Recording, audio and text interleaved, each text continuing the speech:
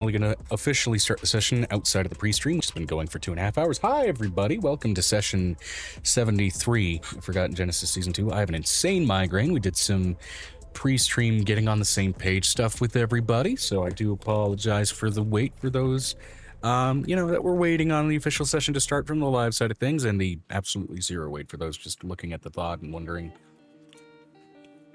why the overall session is actually so short. But first things first, let's get into inspiration die.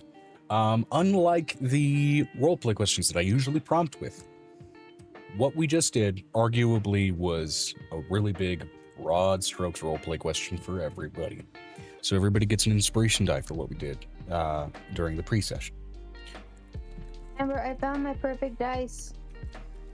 Now, Nice.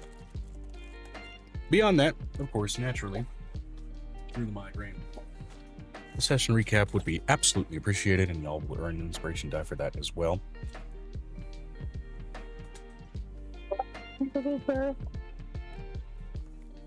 and Amira disturbed the apple stuff for themselves and the slaves, checked on their souls, and then rested with a brush. Distributed. Here we go.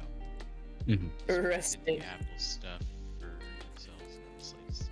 Checked on their souls, then rested with a brush. Their souls are fine. Still the one soul. You're going to be more restless and wanting to continue doing things so they can try to get home, especially due to the festival being similar enough to one in their own world. V and Amira were present for Angel inducting the former slaves and helping them settle in. Yes, indeedy. Solid, and I believe that was you reading off Finestra's recap? Correct. Okay. Any tidbits that you recall specifically from that, or were you present for that session? I don't remember if you were. I don't know. It was a couple days ago, because no, I had my own stream at that time. I can also just check the thumbnail on the VOD to remember if you Or were is there. this the one where Avery was tasked with watching the former slaves all session, and that was just my session? That might have been it, yeah. Let's see. Because I was gone because my father-in-law was in town. Oh, you weren't present, Amber. Okay. Okay, gotcha. Yeah. Oh, Vanessa brought up something really interesting. Yeah, there was one of my former clients spotted me. Yes, indeedy. Zethessa. He's going to enjoy one of my panda children. Get that. Zethessa the cat soldier. He's the one who's going to end up dating one of my panther kids. Yep. The absolutely manic wood elf with a pretty hardcore voracious tendency. I'm so happy. Hey, Joe. And I believe I actually, for once, gave you some writing material for that, Megan. Hey, Joe. Yes. So weird. Oh, was it not damaged, or did you just find it? What's going on? No, I found a whole bunch. I got 2 blind box dice, but they're the mini kind that fit inside of my box. I can have up to 14 to 15 sets. I just have these sets. Okay. Which is great. They have to be like this kind with the little numbers like that. Gotcha. I'm happy. I'm cold. I've sat all day playing that game. Okay. Forever so long. In which case, Amber, above board, I will also give you this information. As a result of the Festival of Knowledge, everybody's intelligence, whose is 18 or higher, gets a temporary intelligence buff for the duration of the festival of 4 points to that attribute. For everybody's intelligence who is less than 18, It's a 2-point buff. Good That's God, I gotta everybody, go including add- Bruce. Bruce, for the next 4 days, is going to be a little bit smarter. Hold on, let me check my stats. And we're almost halfway through that day, Joe. Because By the way, kids were gonna. okay, it's midday. Fantastic. That 2 to 4 point buff, by the way, can go in excess of 20. Because we were supposed to have the God of Knowledge actually show up for the kids who wanted to meet the God of Knowledge. Yeah. Angel's actually giving free reign to her children to pick their. I'm writing it down this time. I know I asked last time also. What does a stat of 23 do for an intelligence modifier? So you count that as a 22, it's a +6. I mean, well, it's still 23. But for all intents and purposes, that means it's a +6, yeah. As we move towards the nighttime, does Violet's family start showing up in her bedroom, considering now that they have a room that alternates its location? Mm-hmm. It has a Hold two-layer on, let's get through the floor. rest of the recaps. There was one provided. Anybody else have any other information on the recaps so I can give out the inspiration? Angel adopted another kid, but insisted that the parents stay to take care of their child. Mm-hmm. Fantastic. Which is just like another repeat of them. It was late onset. Right.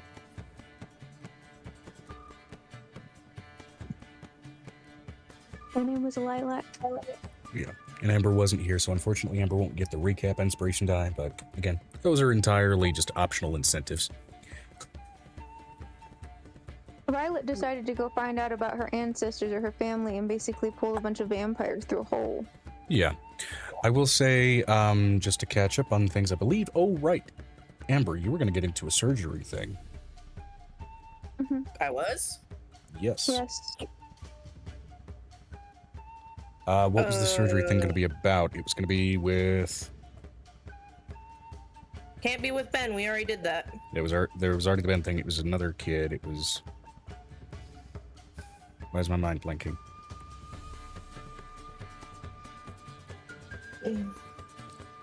You also got a ward. I have a ward. Oh, yes, you got named ward. Wait, surgery thing then might have been done already. Mhm. So then it was just ward. Then it was just the movie thing with ward. Y'all called me into potential. You guys did call me into the traffic stop one to potentially beat the shit out of Amora that was inside of Angel's body. Oh no, you took Angel back to the house immediately, considering she thought it would be better to go home.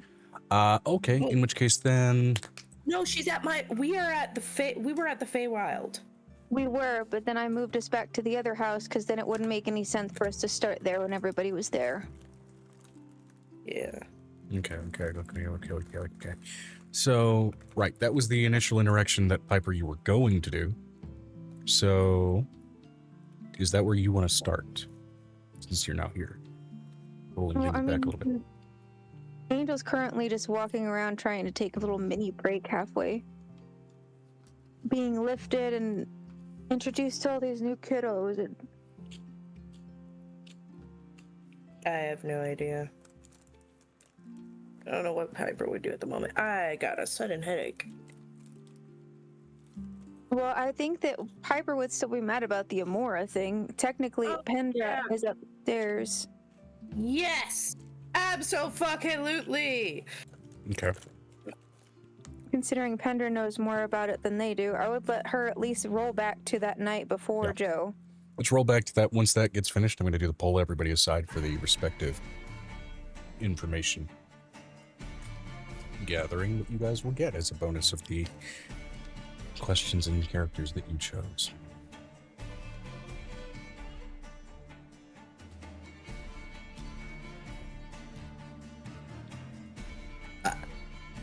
Good push. So, Thank you. while everybody is currently dealing with the slaves at the moment, we're going to go ahead and roll back a number of hours as daylight spins back to starlight. Briefly within, I believe it was the Feywild where briefly things went. Good question. At home.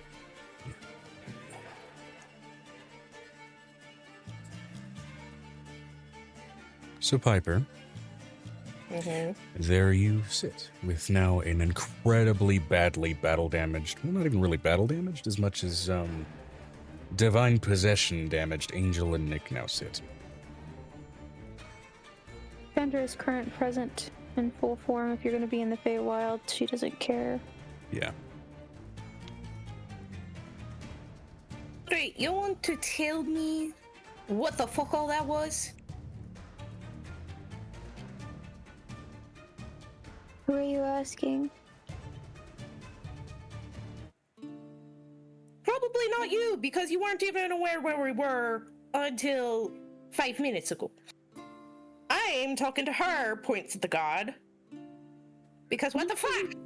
You have some explaining to do, Lucy. Some explaining to do. You want me to do some explain? Explain for me, Lucy. Yes, last I knew that god was dead.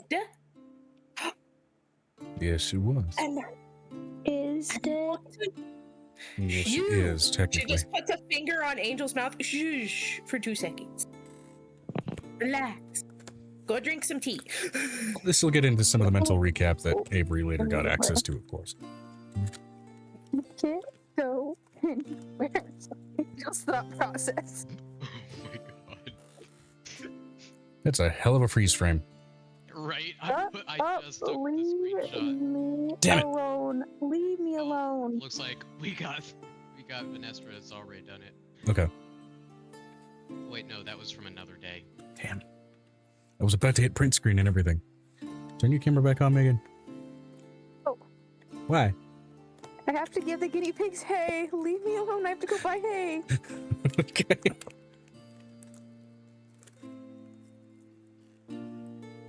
Yeah, not you, Angel, because you had no idea. Why don't you go upstairs to the kitchen and have my dad make you some tea?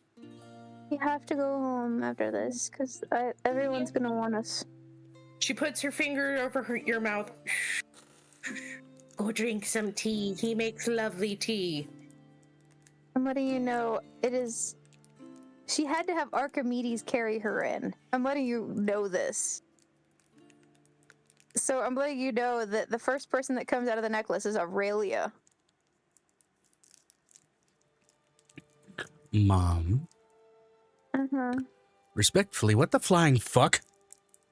I have no idea. There are 2 of you. Yeah, if you want to stick around, sweetie, I'm about to get some answers. Look back at the nature goddess.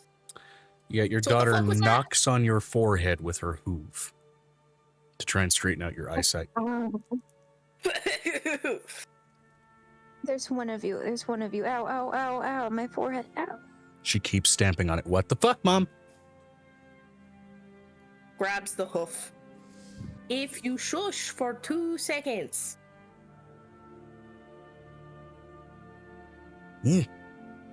Felt you die. Not okay. I'm not dying. Yet. Now you have some explaining to do, because why in the ever-loving fuck was a dead goddess able to possess my best friend? Still trying to figure that out. You would know more about that than anybody else in this fucking room. I'm the goddess of nature, not the goddess of death. You're still more knowledgeable than any of us in the fucking room. That was the point. He said that And you're she was also the mad one- because her brother doesn't know. You hear that from Angel before she goes and gets. She comes back with tea. Yeah, what is it your brother wasn't supposed to know, eh? How she died, and who killed her. Information that he will find out on a later date. Timo made sure of it. Be out of mouths of a group of people unlike the friends that you've taken. Though ironically, Angel, you will be there for part of it. Oh, great! I love Nicodemus- perfectness. How's Nicodemus doing, by the way? He's wiping blood off of places where he never expected to find blood. I'm gonna cast whatever healing spell on first level that would probably fix that shit. Which does help.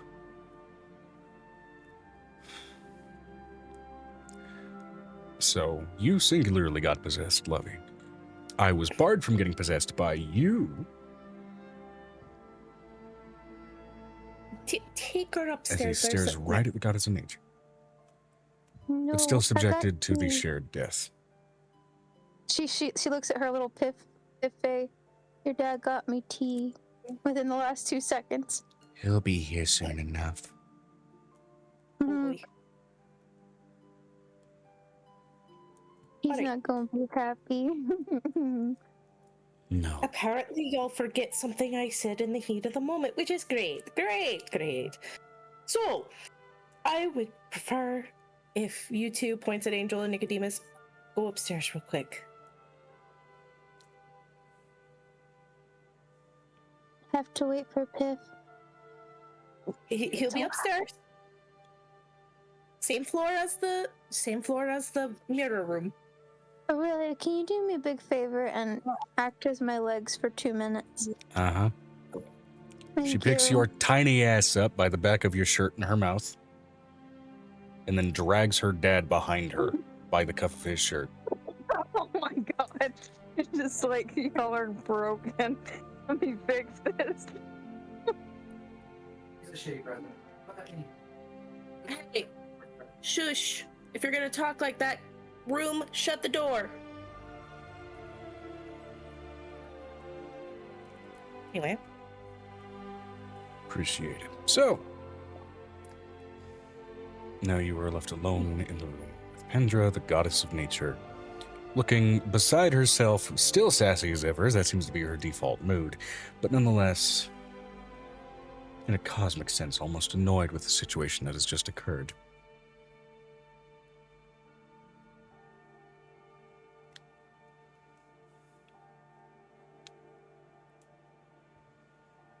So, you want to question me?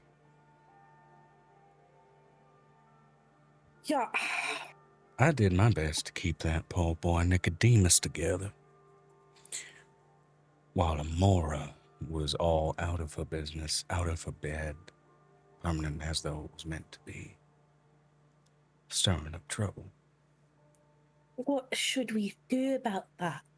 Because first of all, I said something in the heat of the moment I definitely should have said, and apparently they have completely forgotten about it, so I'm going to take that gift horse and not look it in the mouth. Yeah, call this the DM having a pain-brained brain of a goldfish. Oh no, Piper said something about what happened with Amora. And originally I melded into the tree. How essentially Piper was the reason why they are Mora to begin with. Oh, Amoras. But anyway, I'm not going to look at that gift horse in the mouth and stare at it going, ooh, pretty shiny. About that. It's my potion that you used that set off their ungodly fertility. And I do say It was the- ungodly because even divines are known to be able to impose limits on the level at which they reproduce. It was in my lore. What else do you want from me? It was the only thing that was in there for me to mix the pieces in so it wouldn't be disgusting. You blame anybody, blame Sony, because I think he's the one who put it in there. You probably did. Blame Wilsoni. Probably. It is beyond my capacity to blame something of that scale for the actions it takes. I can. She's just like, I blame you. But yeah, as things are now, Angel is not meant to know what happened with Amora, Vandia, or Yandia, or Vanda, or Vandi, the various pronunciations of the being, is not meant to know as of yet. Volk is not yet meant to know, despite being the god of knowledge. Mistress ain't meant to know. Okay, give me a list of who Already these know. want to know, so that way that's an easier list not to fuck up. It's a think we shorter should let list to them tell know. you who is allowed. That's exactly what I need.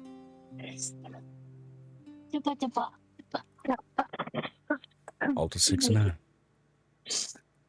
Okay, that's Nature easier and to do. death. Okay, that's an easy to do list. Great. Now I won't fuck up saying anything stupid. That's why also the two of us watch a grave when we can.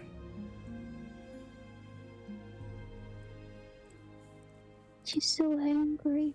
Her stepping out was done in a moment's blind spot. Hall to 6 was occupied, as was I. What did happen to her? Because that was the only thing I didn't find out in the whole ritual process thing. Angel knows.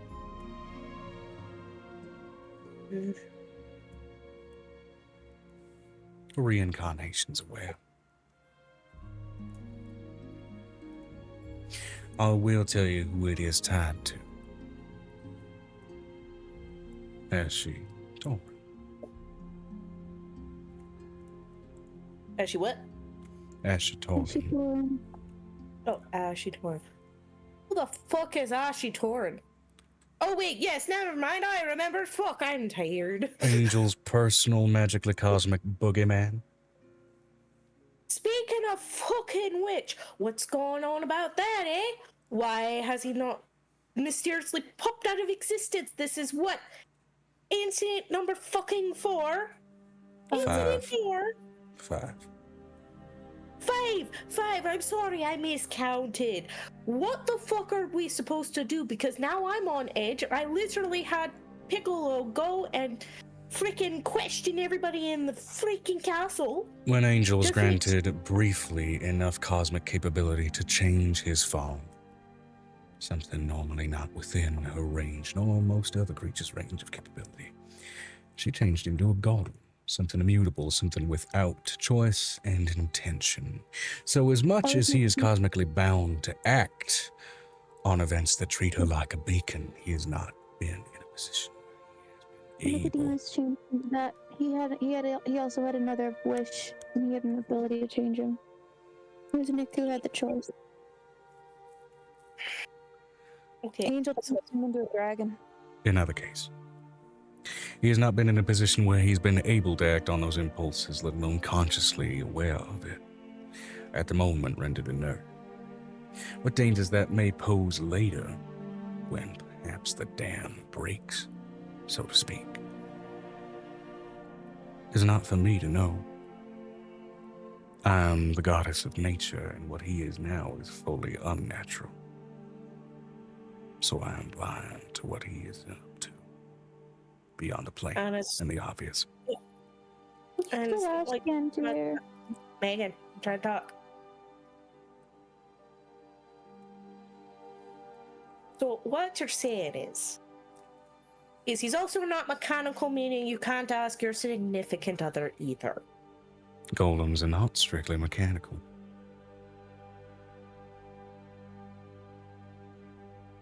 They're constructs, yes, but they can also be treated as cages for greater things. As such, that is what has been done with Ashitorin. One cannot truly transmute the soul.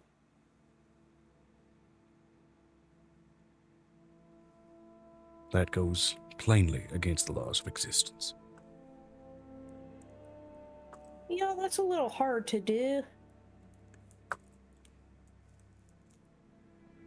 So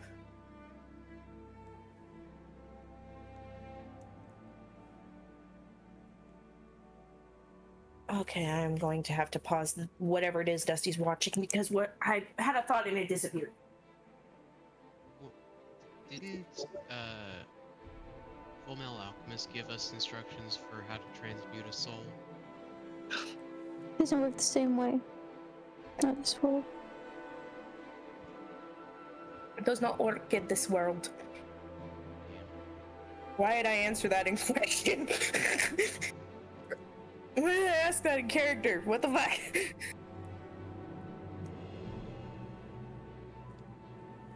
Okay. Let me do the thing I was doing with my pencil. Maybe that'll help me remember what it was.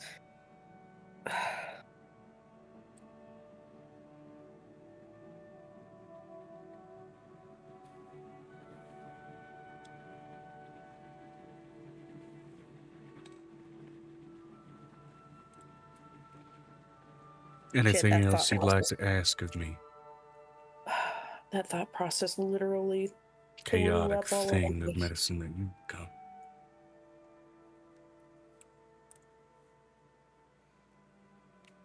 I had a thing. I'm trying to see if I can get it back.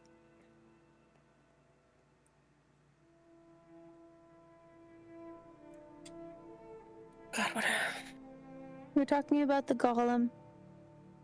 Yes, You were we're talking saying about- if you were saying if her partner could do something and he couldn't do anything. Yeah. Would there be anybody that you would know of that would have some form of information that I could use? He lives in the hills. About Ashitoran. Mhm. Yes. You can always peel older information from his devilish former master.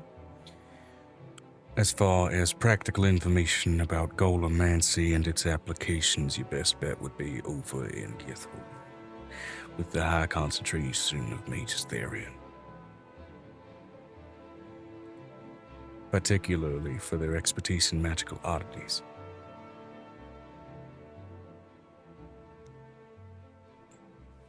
All right.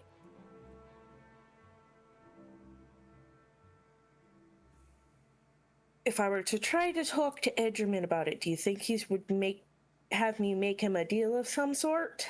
Or do you think he might do it just because Given that this you're is not Angel? Angel, yes. Even if it's information that'll help Angel, okay. Well, yeah.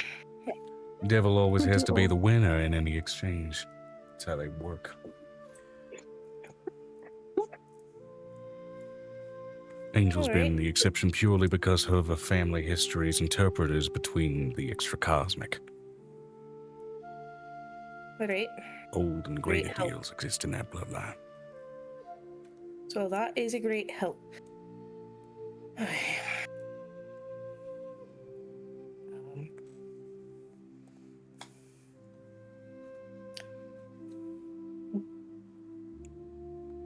Since you were able to block Nicodemus out of the position, I'm assuming this possession thing might become a reoccurring event. Let's hope not. We can hope not, but in case of that, would you be able to sense it about to happen? How else do you think I got there? Is there any way you could let me know if it starts to happen again? That way, you don't have to travel the whole way here. Not unless your magical and expansive destiny was tended toward apotheosis as opposed to the fate-like extension you've chosen. So, talk to Bruce every now and then. Perhaps.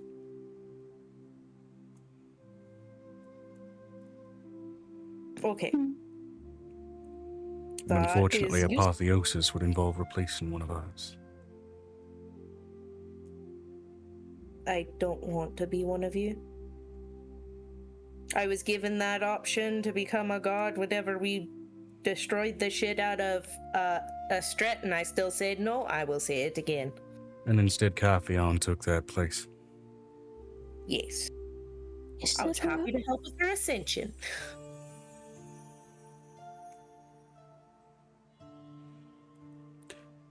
It might benefit Angel on her own little journey to learn about Kaphion's life when she was mortal. Something that the god in her greater form would not be willing or able to disclose. I could do that. Thank you for your help. Still gonna wait for us to go back to the house. It's gonna help Nicodemus get into the house. No, I believe you have some reprimanding of your friend to go over. I have a hurricane to start, a monsoon to produce, and no less than 5 earthquakes that are now behind schedule. She looks over at She looks for You're upstairs. I know, she's gonna come back downstairs. She has tea.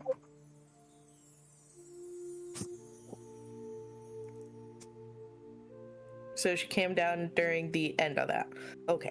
Yeah, she brought Pendra some tea. Pendra dissipates into a puff of wind-blown leaves, and with her, the cup disappears from your hand. She'll be back when we go back to the house. And I have to help Nick get in the house. She I have will. my own questions for her. Canonically, a panther will be dragging your ass into the house, of course, as of last session's events. But she has some natural disasters to set off. She looked over, she's like, we have to wait for Piff because he's gonna be mad if I don't wait. At the mention of his name.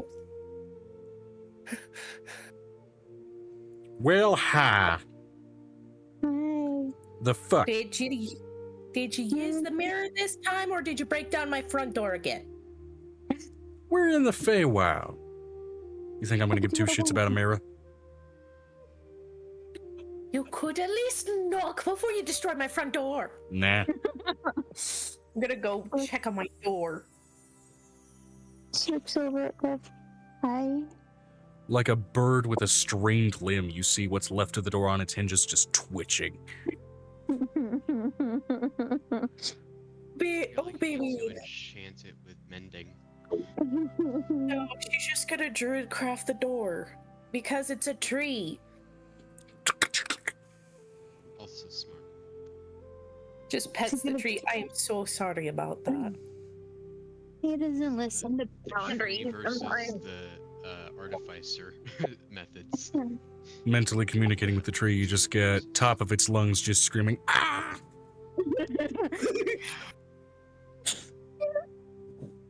That emotional support under bonsai tree will probably be very helpful for him. Angel looks over at Piff. That's his face. Don't cry. Okay. I'm not crying, I'm pissed. She's dead. You were dead for a hot minute. She didn't know how to give birth in my body. No! And it She's was not her turning business to try. It hurt. Yeah, I It's bet. never hurt like that. I bet. Speaking of which, Hurt do bad you enough that it come? killed you. She'll kill me. Yeah, I mean, it did. It actually did. Luckily, she let. Sorry. She's gonna reach out and touch his big nose, considering his big form, considering he's pissed off. It's okay.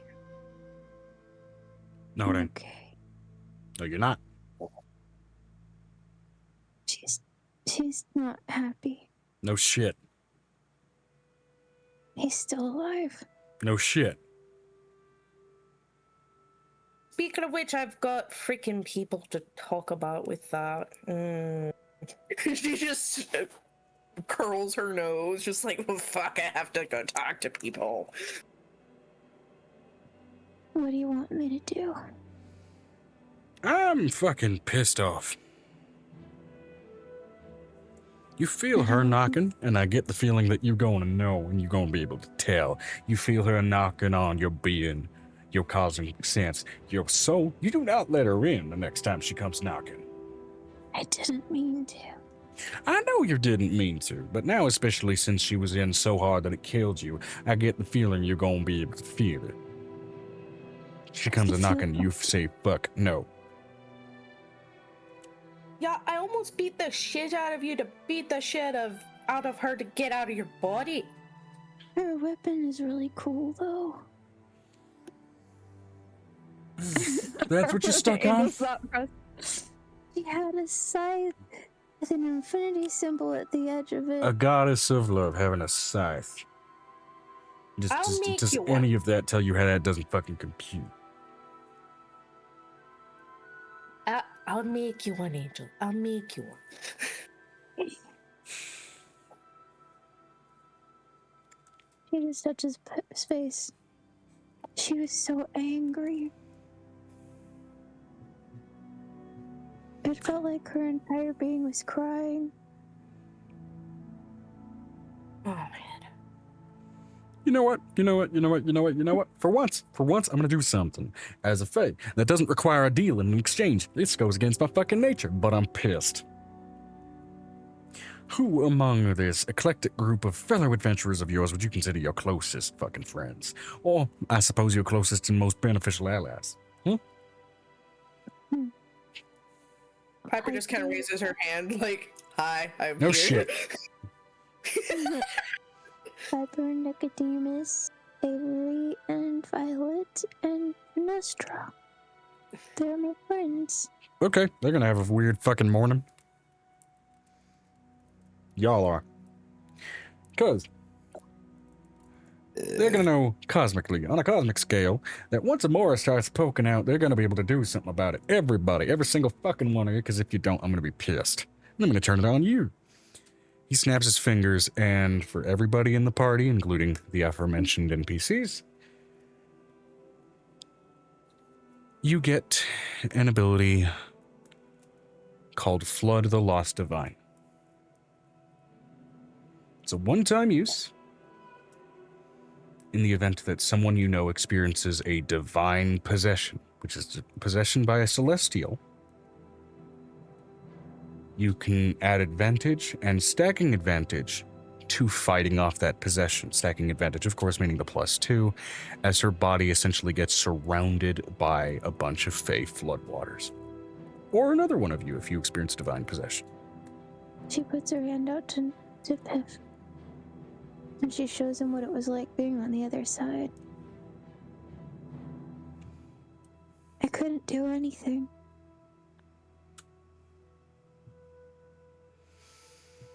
It was like being behind a wall and screaming at it.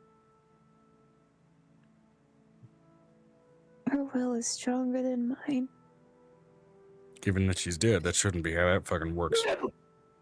Which means either she needs to get tamped down or you need to strengthen your sense of will. I have a very strong will. That's what's confusing me. Then maybe she hijacked it.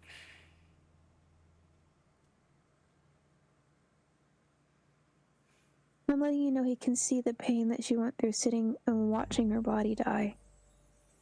On the inside. Feeling it. Every bit of pain, every bit of screaming that she was not, that Amora was not allowing her to do. There was no air.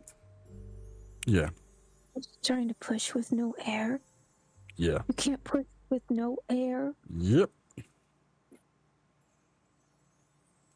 Okay, now I'm being serious. Do you need to see my uncle for birthing trauma? You probably do. It's not my birthing trauma. I'm not afraid of giving birth. I'm angry because it was like I couldn't tell her how to do it. I couldn't guide her through it. It's my body and I couldn't guide her through it. She wasn't fucking keen on listening. She was so angry. One of She her was biggest so flaws, she angry. wasn't really ever keen on anybody else helping her find a solution to a problem. She was so angry at her. What's your question, Kazuma? It's Avery in this campaign, not Cosmo. Also, we can't hear you. I just want clarification on the ability. It was called what? Blood of the Lost Divine. Of the Lost Divine. And it gives advantage or stacking advantage. to Advantage or an ally stacking being advantage. possessed? Yeah, to an ally being possessed specifically by a celestial. I had no choice. She touches Pip's nose and his hand. She hates him. No Her shit. hate for him is stronger than my hate for him. Gut feeling? Especially as he learns what the fuck you are, that may change. Because he'll get a lot more personal with the shit he pulls.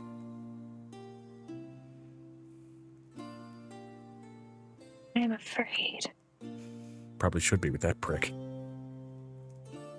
I'm more afraid of her right now. which is what we are going to try to fucking manage. Oh, don't worry. I'll deal with her if she tries again. You won't be able to That's fully fine. deal with her because fully putting her to bed is going to have to be something that Angel and Nick do. Oh, no. I'm saying the next time she tries to possess her, we're in the middle of something important. I'm Well, going to you got punch something to her help with right that. out. I have a weird feeling, Piper, it's going to be when I try to give birth next. She's using the birth events to get through. I will ask Wilsoni some questions later. We'll keep an eye on that shit. She wanted to give birth. She fucked it It's up all royal. she wanted. She stopped breathing. She didn't push. She just expected herself like an animal just to push it all the way out.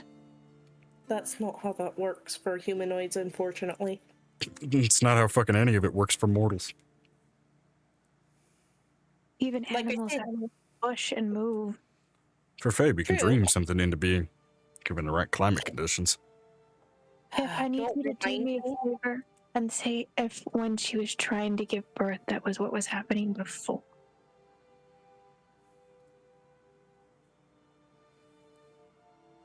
Or ask repeat. Timur to find out for me. Ask Timur to find out if that when she was giving birth, she stopped breathing and she stopped using every bit of muscle she had. Yeah, it's not my department, but I'll pass it along to Alara, and she'll pass it up the chain.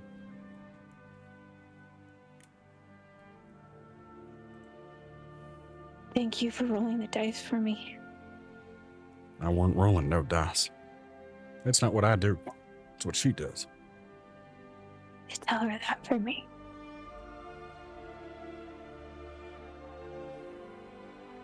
By the way, suggestion. Man, Yeah. given everything I've just supplied you and your friends to help, maybe try your next birth being a water birth if you can manage it. I will. Not that, any of them you can reliably predict when they fucking happen. I mean, It doesn't matter. I can Because find fuck any water of it being back. consistent, but try to make it a water birth next time. Yeah. would me being in flood form semi-work? I trust Might you to get work. creative. You're born in the fucking Feywild. The monsoon would be good. Just a water. Just lots of water. Yep. She hugs Piff. You can come and talk to me later this week. It would be great. Will do. In the meantime, I'm gonna have to go real quick. I gotta drown a civilization of fire ants that started believing in a cockroach god. Very specific. Look, about 100,000 years down the line, it would have developed into a very problematic society of three Kreen, okay? You're not We fair. don't need that. Go- yeah, definitely go deal with that. We need more. She gives him a big hug. I love you. You tell Piff I love you. I know.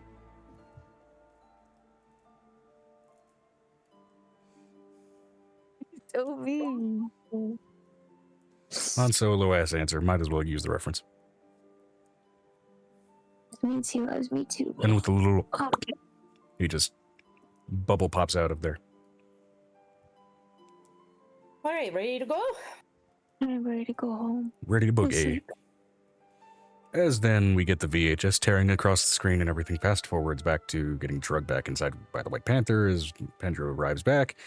And Bob's your uncle. Welcome back on the snack attack. We're midday at this point. Yes, midday. All right. And given the turn of events, briefly, we're going to actually go ahead and jump ahead of the Angel in the turn order, and we'll get around to you for your informational reveal. I'm going to poll everybody else in the whisper chat as we move around, just to give everybody a moment to breathe. Words. We're going to start with Avery. Okay. Avery's falling asleep over here. Yes. She's had a long day of workout. A I'm the man who's gonna burn your house down with the lemons. Stream's gonna hear a lot of that. Yeah. All right, and we're gonna go ahead and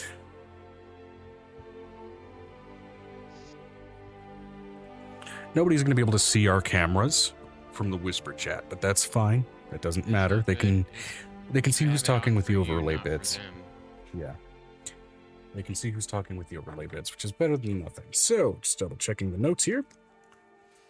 A childhood memory with Angel.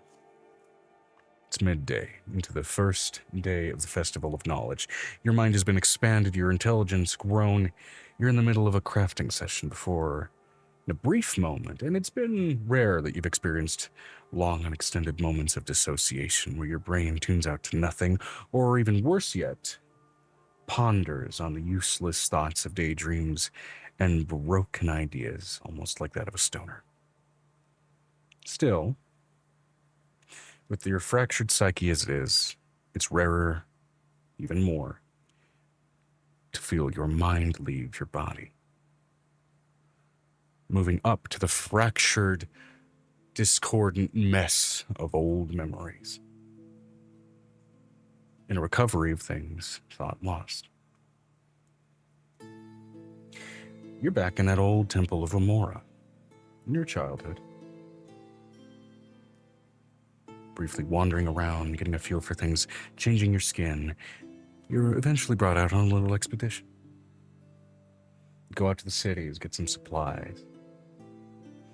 Still a kid of mind, of course. And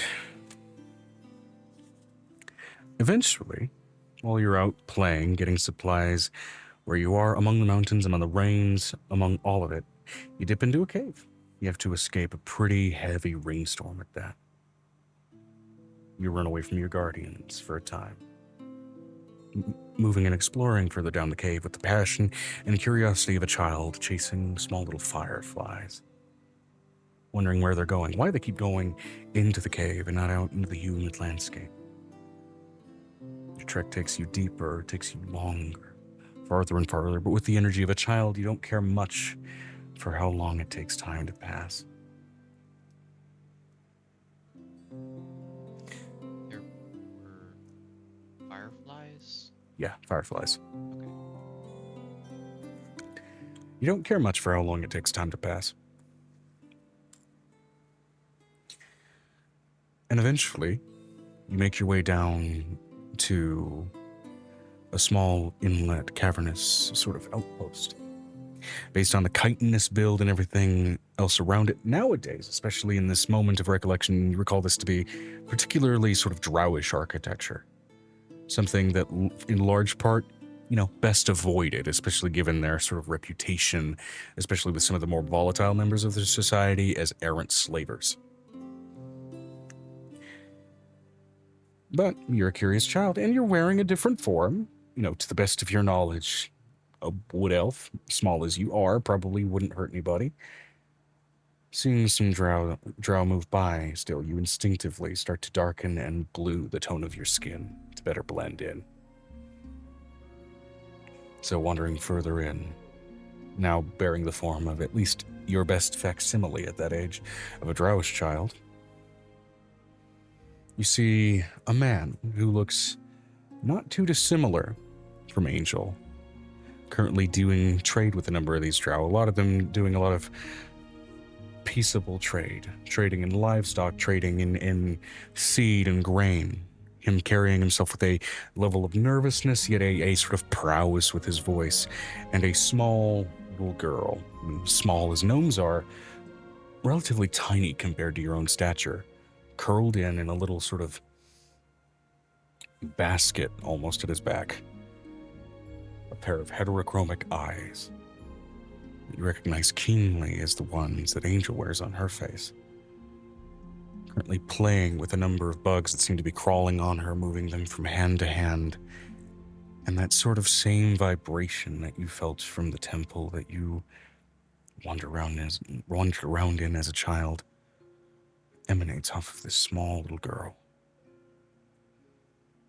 Instinctively, almost, you run up to her, feeling keen on asking a question only to hear everybody around speaking in a language you don't understand. You didn't know what Undercommon was back then. You didn't know how it sounded, but it sounds gruff, aggressive. You get almost scared by it, especially as you're trying to dodge and weave between people in the middle of dense trade. And still, as your psionics pick up, that vibration gets stronger and stronger, and there's almost little songs coming off of each little bug that's crawling off of her and onto her. Little underdark, glowing little creatures. In your childish curiosity, you feel almost too shy to talk to her or anybody else here, given you don't know the language, you don't know if you might say something bad, and you've been told, especially as a changeling, not to wander off on your own. But something in you wants so desperately to hold on to this memory, hold on to something or a way of remembering this. And so you snatch one of the little bugs that's crawling on her, which still, given it's the Underdark, for a child's hand is a roughly baseball-sized little isopod with this bioluminescent sort of bluish shell kind of reeled over its back. You take it with you. You care for it for a time in secrecy, away from your guardians, continuing to hear that sort of sing-song radiance off of its beautiful and skittering little insectoid mind, but insects have a short lifespan, especially when they're not feeding off of what they need to. After a mere couple of weeks, it dies. Its glow fades. You carry it with you along a number of other small trinkets that you've sequestered away, with the slightest echo of that song still remaining, like rumors of how songs can sometimes get stuck in people's teeth. It seems to still cling to the empty shell in smaller ways and smaller moments. You go back down into that cavern to go ahead and see if you can find the girl and the bugs that were climbing on her. You find Trading Drow already packing up and leaving. You find no record of the gnome or the gnome girl in the basket on his back. Long gone. And as you snap back to consciousness, among the many small, intricate little nuggets and trinkets that you do carry, you still carry that shell that whispers the little sing-songs, the first indication of your ability to hear the minds of others, even through that small little insect. Inexorably tied, apparently, to someone you found your way back to.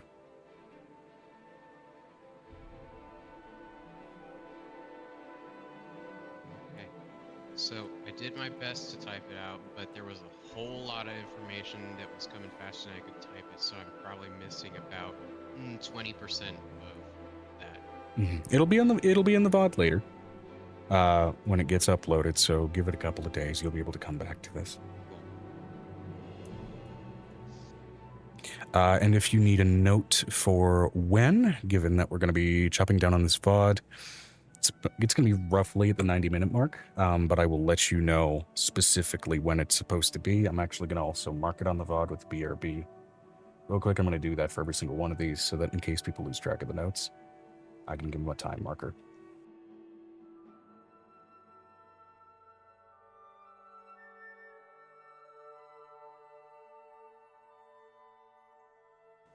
There we go. All right.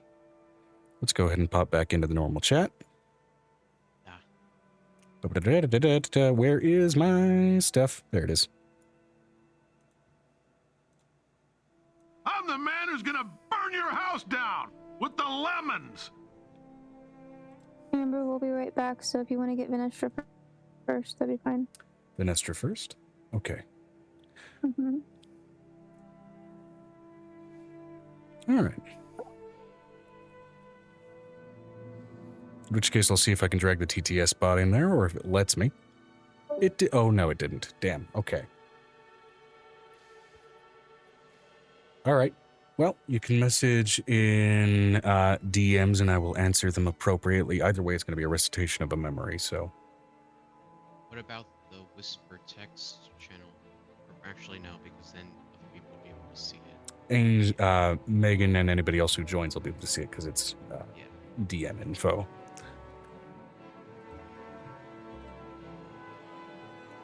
the man who's gonna burn your house down with the lemons. Okay. Overlay might be mildly broken with this one, because again, it usually just picks up on the bot. The bot does not have permission to enter this chat. Let me see if I can fix that, actually, if there is a means by which I can.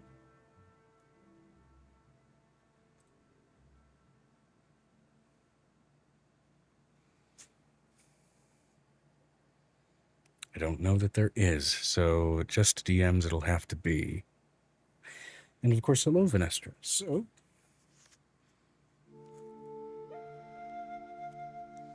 Vanestra feeling a conscious need to be a protective guardian over Violet. Among the celebration of the festival, and what you already know, for Violet's sort of expansive amethyst brain to be of use, and sort of the benefit and fascination that it sort of carries with it, you are granted almost an additional bit of insight with the expansion of your mental potential here. In the form of a memory, an almost cry for help, an extension of consciousness straight from that amethyst brain, even as Violet's trying to sequester herself and try and protect herself while essentially being, relegated to the neutral pregnant individual.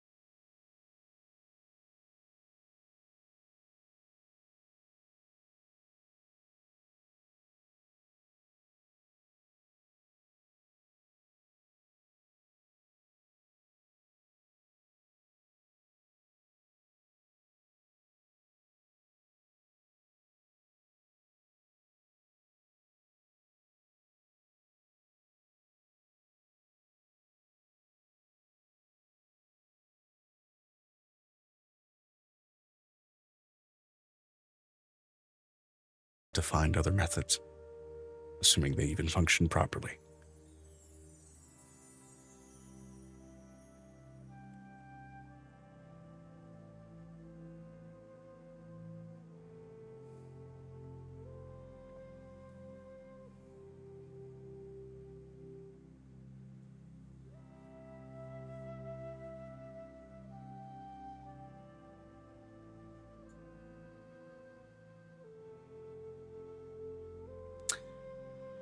Thoughts and clarifications on the oath magic and the above sort of idea.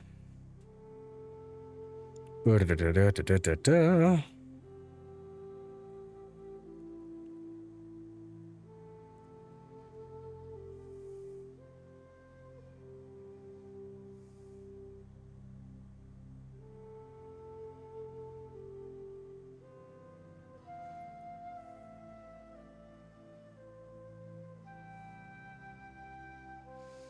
Oh, the plunging into the heart is a sealing of oath, and basically in allowing beings that sort of follow you. Yeah, it's a really fun poetic idea.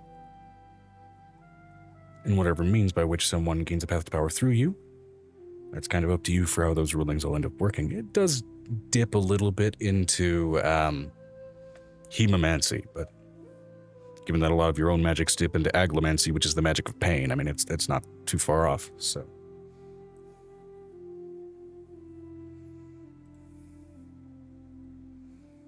All right, we'll go ahead and pop back into normal chat, and I'll drag in the next person.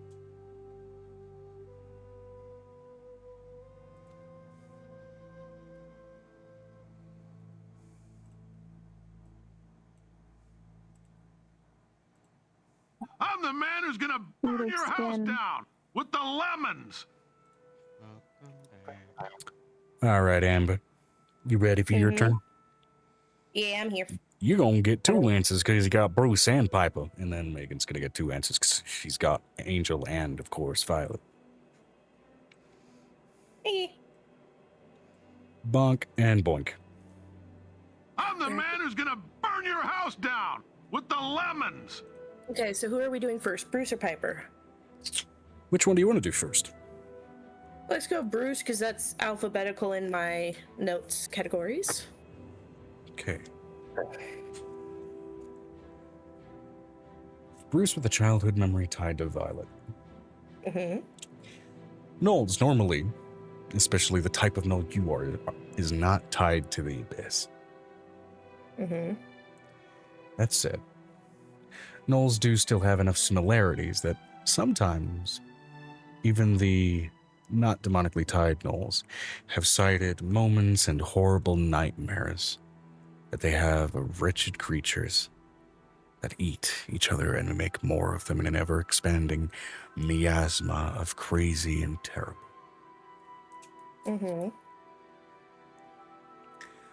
And one night, Bruce did find himself as a child drawn into a nightmare.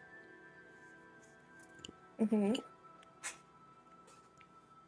mean Violet? Oh, we're talking about Bruce. Bruce did find himself drawn into a nightmare. Okay. Falling into that same expanse of horrible, terrible creatures. Even as simple-minded as Bruce often was, he at least knew among his peoples, this kind of nightmare was something that he could expect as a kid and could find means of trying to protect himself and deflect from the terrible things he could see and, pray and hope that by morning's rise, that the memory of the nightmare would fade into naught but white noise. And for you, it did. But recollection of it, due to this beautiful festival of knowledge, is unfortunately piercing into your brain. A terrible framed world of gnawing teeth, and wretched demons eating and fighting and driving and clashing and clenching and wrenching against each other to fight and survive. And so you had to sneak through it, avoid attention, try and avoid being eaten through this dream as it felt too horribly real as little pup Bruce. Yet, Like any small dog, you've tried and find comfort in food. It's the easiest and simplest early thing as a kid to go ahead and try and gun for, in the scent of bones. Old bones, which you've heard this place never smells of, immediately latches on to your sensitive nose, and you chase after it. Bolting through horrible thing after horrible thing, it feels like hours go by, and then you find yourself outside of this little amethyst sanctuary, looking like something of a graveyard. You approach the scent of bones, old as they are, smelling almost wet and scaly, wet lizard-like, swamp-like in a way.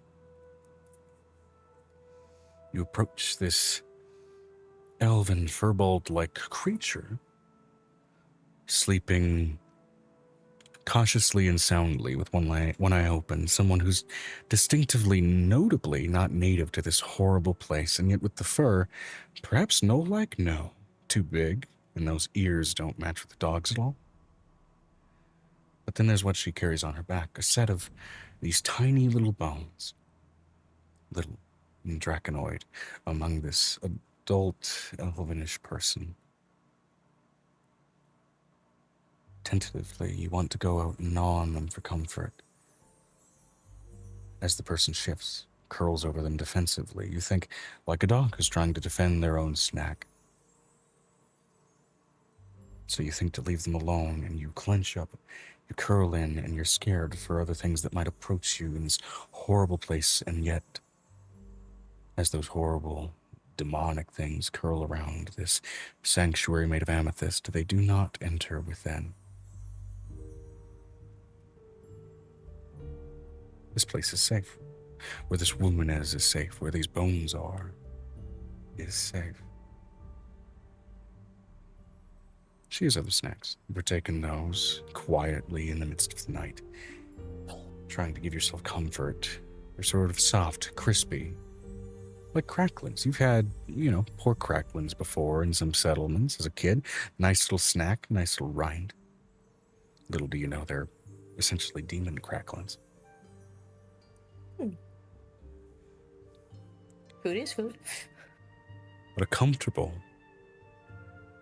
relaxing end to the nightmare comes with a vibrating hum of an ever-present, ever-expansive mind sort of wafting off and generating that protection, that protectiveness, that protective tendency and sensibility in this place of hell. That girl's loyalty to those bones. It's intoxicating. It's inspiring to have such loyalty for something smaller than yourself.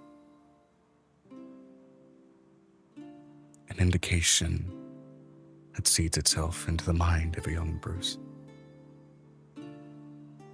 A temptation that seeds in. And in smaller ways and larger ways throughout his life as it progresses.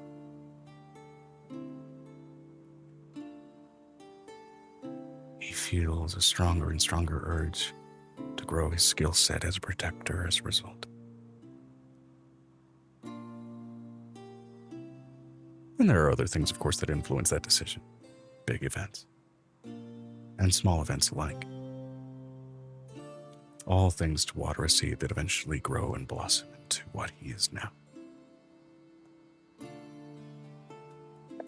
As that repressed, horrible nightmare and comforting dream screams back into your mind with your momentarily expanded intelligence due to this wonderful holiday. Mm-hmm. So that is the childhood memory tied to Violet that Bruce gains. A childhood nightmare that, especially as he considers it now, may have been more actually tangible than he was originally led to believe. Nice. You can keep that close to your chest or disclose it, whatever you'd like to do. And before I drag you back, Piper. Okay. Ready? Who chose Ancestral History with Avery. Mm-hmm. As you know, Avery has human parents. Mm-hmm. Occasionally, different species can produce a changeling child. This is known.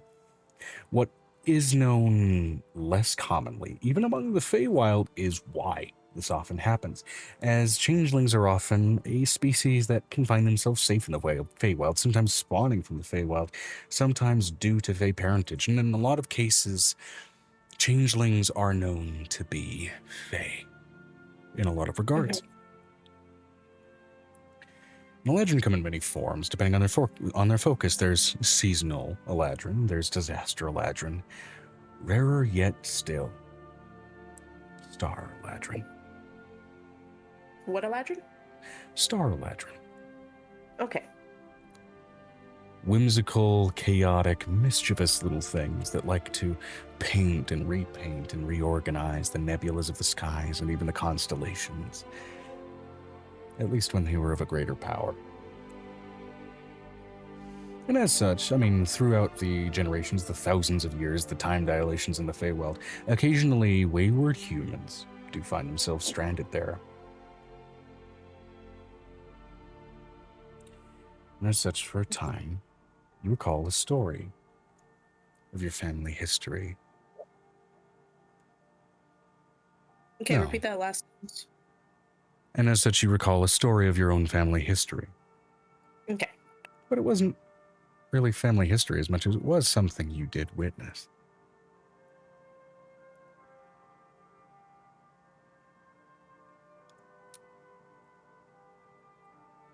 Okay. Your sister, now brother Frisia, Mm-hmm.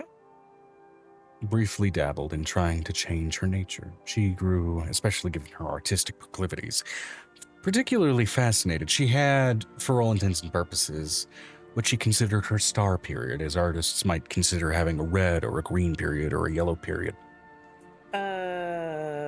Frisia was tricked into being a weird cleric of Pendra. Yes.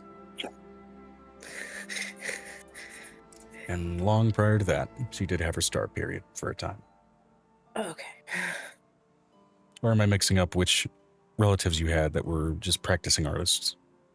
The practicing artists are Aqua, which is my twin. Aqua, fuck, my bad.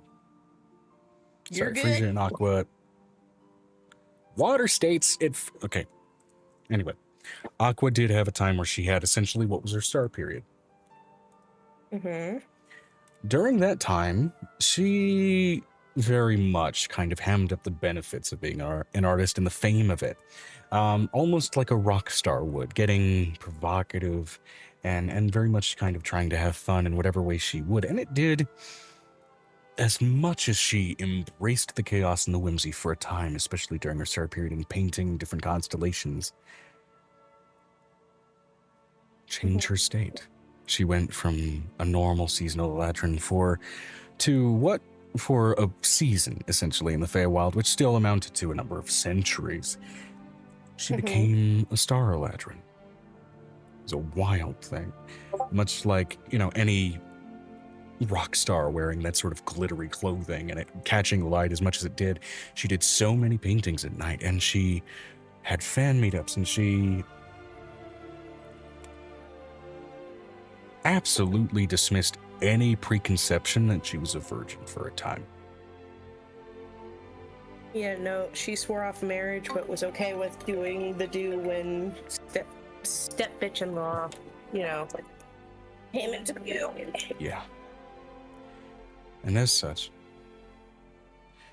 your stepmother was particularly active during this time, and your sister was particularly rebellious, to the extent that there was this gorgeous human woman that mistakenly had found herself in the Feywild, mistakenly had found herself, through poor choices and poor mistakes, under the thumb of a Fey deal with your stepmother, which, come to find out later, most definitely was more a demon deal.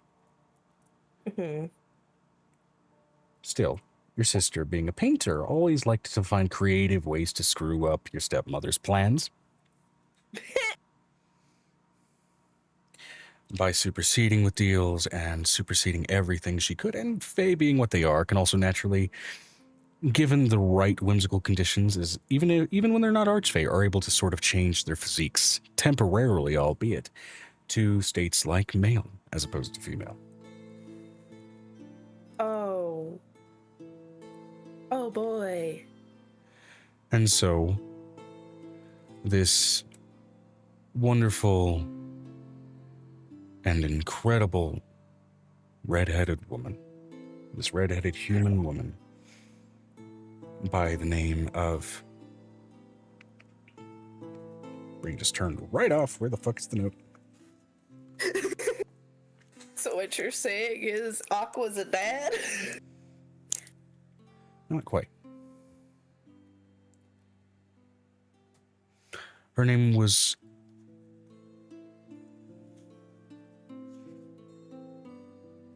right. As basic of a name as it was, Clarabelle Baker. That's a cute name. Here's my eraser. Clarabelle Baker. Oh, hold on. Clarabelle Baker. Was having various troubles trying to navigate the Feywild, trying to get in and out of it.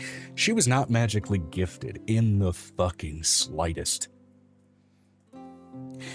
And yet, the more and more that the whispers and laughter of the Feywild, be it from the creatures or the fucking grass or the air itself, it started to echo in her brain. Everybody around could hear it, that those echoes and the whimsy started to ink and etch its way into her brain and still bleed away and still come in and still bleed away. Magical potential was starting to seed itself in this woman. Wild though it was initially. Wild magic, luckily, if it's limited enough, can spiral into various other kinds of magical potential. It's been known in the material plane to spawn wizards, to spawn sorcerers of various states, as there's enough magical potential there for them to absorb other planes and then become shadow sorcerers, become dragon sorcerers, become so many other things. But it is a seed of magical potential, brief as it is. Mm-hmm. And your stepmother decided to conditionally suggest, if you want to get out of the Feywild, you'll have to be a surrogate for one of my kin. And you will have to carry that potential.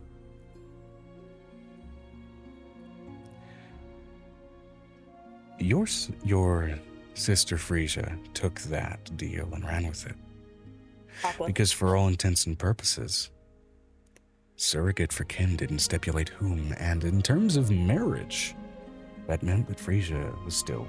Sorry, Frisia, am I getting it right, or am I fucking it up again? Aqua.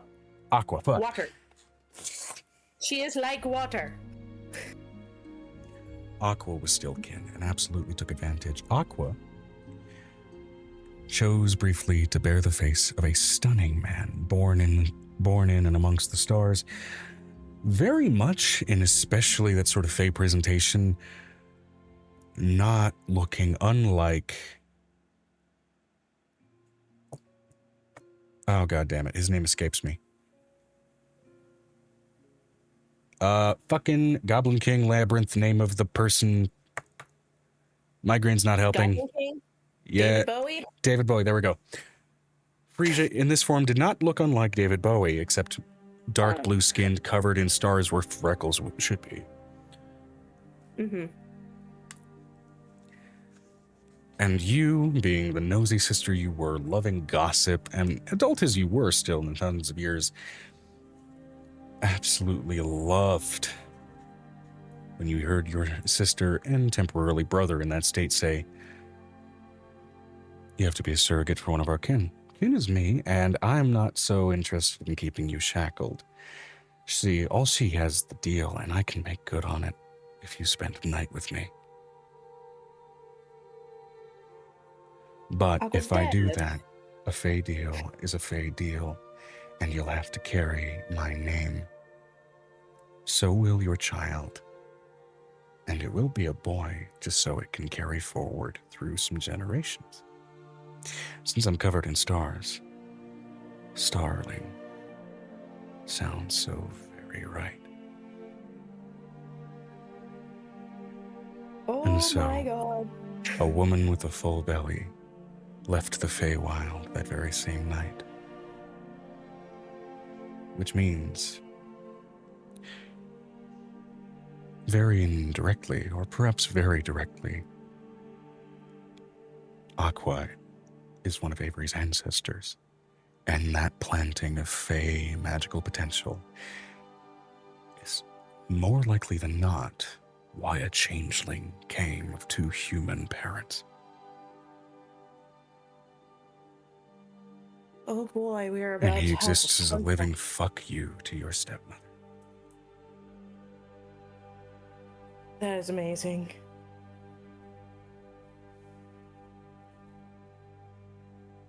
In terms of how much time passed in the material plane, you're not sure from then. So for all you know, that could have been 1,000 years ago in the Oh, it material was plane. several. It would be at I remember that because they were all kind of stuck there in Piff's realm for like almost 200 years. It'd be over 1,000. Yeah, for all So intents and depending on purposes, when. Avery is a scion of Aqua in regards to terms for descendancy. Mm-hmm. Oh, Aqua's gonna have fun with that. Yeah. It also means, in that strict sense, especially given that Aqua was your twin, Avery is also technically, at least biologically speaking, a scion of you. Mm. Oh yeah, we're identical twins. Fuck. Yep.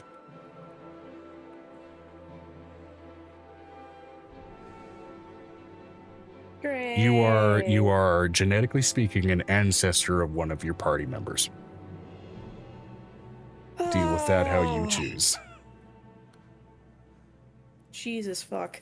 Okay, cool. Great. You may hold that Nice. information to the chest or disclose it as you choose. So this came to me in a dream. In a brief moment of clarity given your expanded intelligence. And piecing together some old information that you had since repressed because it was still tied to your fucking stepmother. I mean, yeah, makes sense. But it was such delicious fuck you, which then came with, oh, that was a great fuck you. Oh, fuck.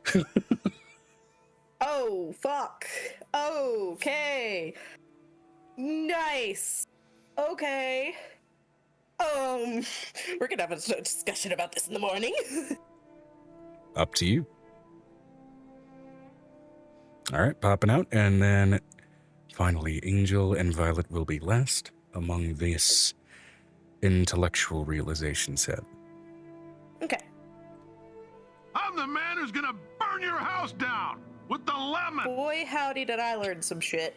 Welcome back. I think we all learned some shit. All right, Megan, your turn. Okay. What was yours? I don't think we're. I'm the man who's gonna burn your house down Hello. with the lemons. So you haven't chosen one for Violet yet. That's fine. I'll pull you aside if you want to do that like a few sessions from now, or if you want to do it later today. Honestly, Violet's more thought process is babies. So you want to do ancestral history with Violet tied to whom? Oh, well, Violet's current thought No. process. Okay, fair enough. This is Piper's. And Angel wants to know about Puck. I was also telling this is a way you could tie in the fact that they can act like the Kinder and talk to people who are way Yeah. bigger than them. Angel ancestral history tied to Piper.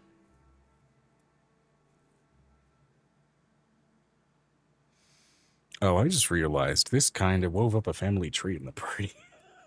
What did you do?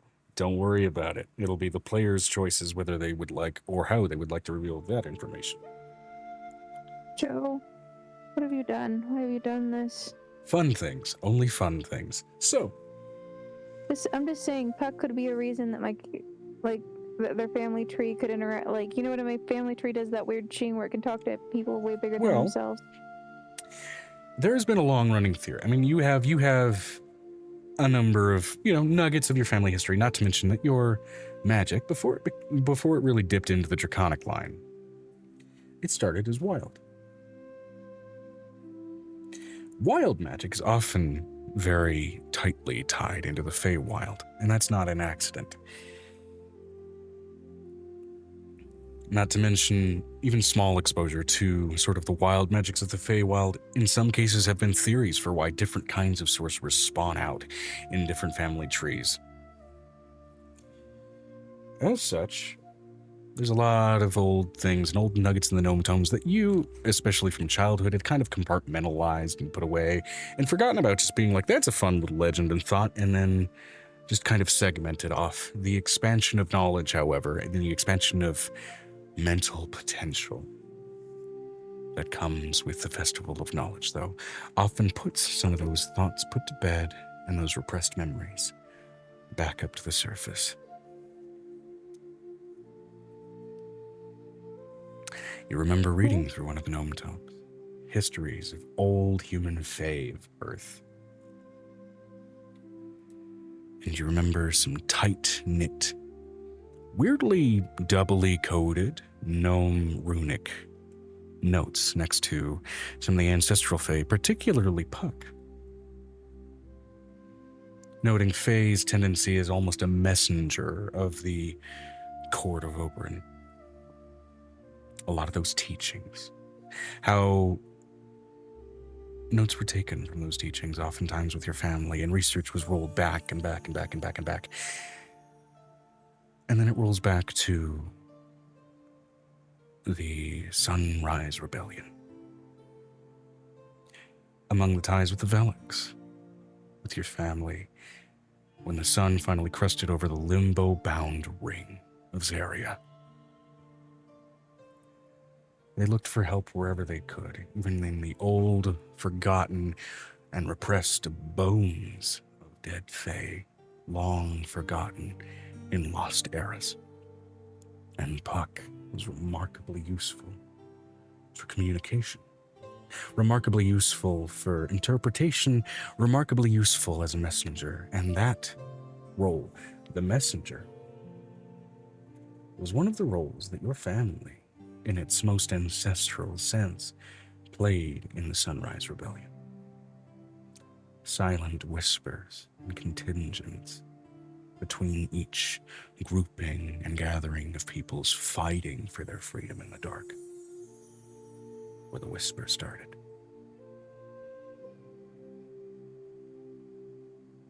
All from lessons from Puck. All from tricks from Puck that eventually spawned into greater and more Underdark-oriented disciplines. And yet, why did they know those lessons so strongly? Why did they learn so much from mere bones? You can't read memories from bones just from nothing. You know this from experience when you visited your own family's tomb.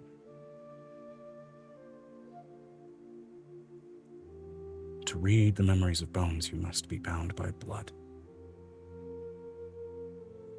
This could have been a blood deal between Fae and Gnome. In a long-forgotten time. Wouldn't there have been a story somewhere where the Fae would have been friends with the gnome? Gnomes and Fae are often intertwined in ancient human histories. Gnomes often were considered Fae in their own right, which still adds to that additional theory and nugget, where the Mochizuki clan ancestrally tied to Zaria, not brought here from somewhere else, ancestrally tied to Earth, ancestrally tied to the courts of Oberyn. A theory that burgeons and bubbles and latches onto your brain. I don't know if we were part of Oberyn.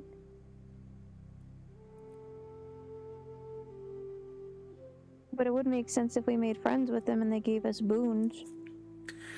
And then you think historically, even from those legends, gnomes, when considered in that strict Fae context, were messengers of the Fae of Oberyn's court. Lesser spreaders of messages and whimsy and chaos. And being tied to Puck, a messenger himself, it's like being the master apprentices of the master apprentice.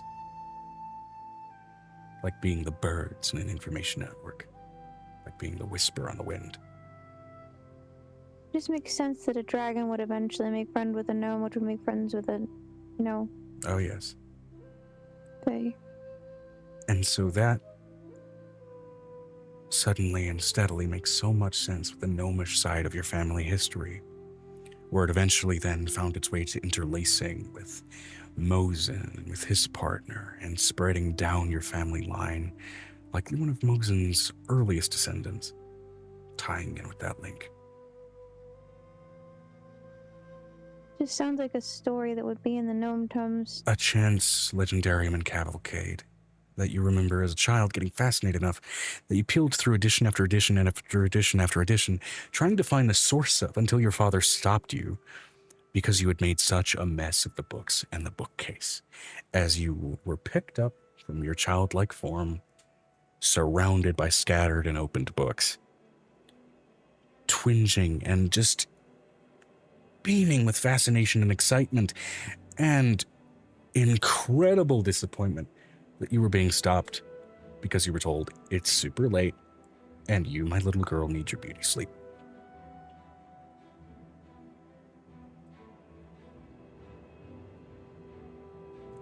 And then you recall why that memory was so harshly repressed.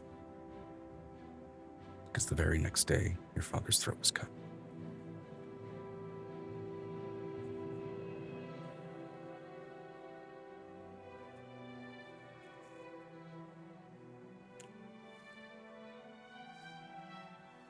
It just makes sense to Angel Lake. Okay, I'm trying to explain this, Joe.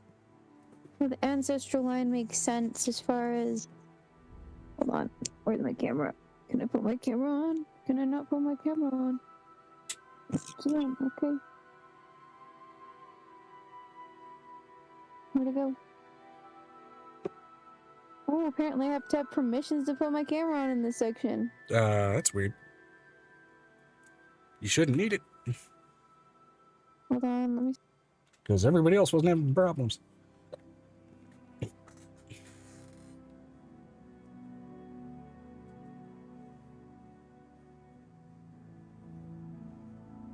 Yeah, you have permissions go. halfway blocked on this.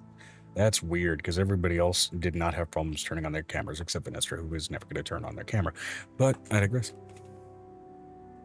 So, my thought process was this, is that somewhere in the Gnome Tomes there's stories where a gnome becomes friends with...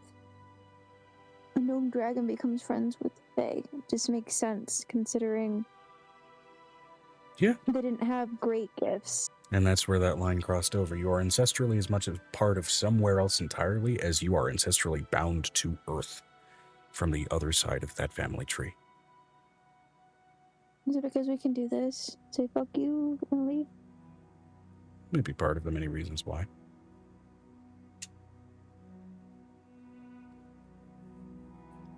And it may also be one of the many answers why a lot of the Fae don't treat you very poorly.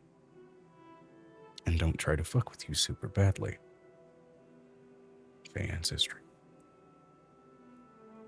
I don't have... That's not what I'm saying, Joe. Fae ancestry. I would think it would have been a boon that would have gone through our history. Well, naturally. It's a history of messengers. Explain that, please.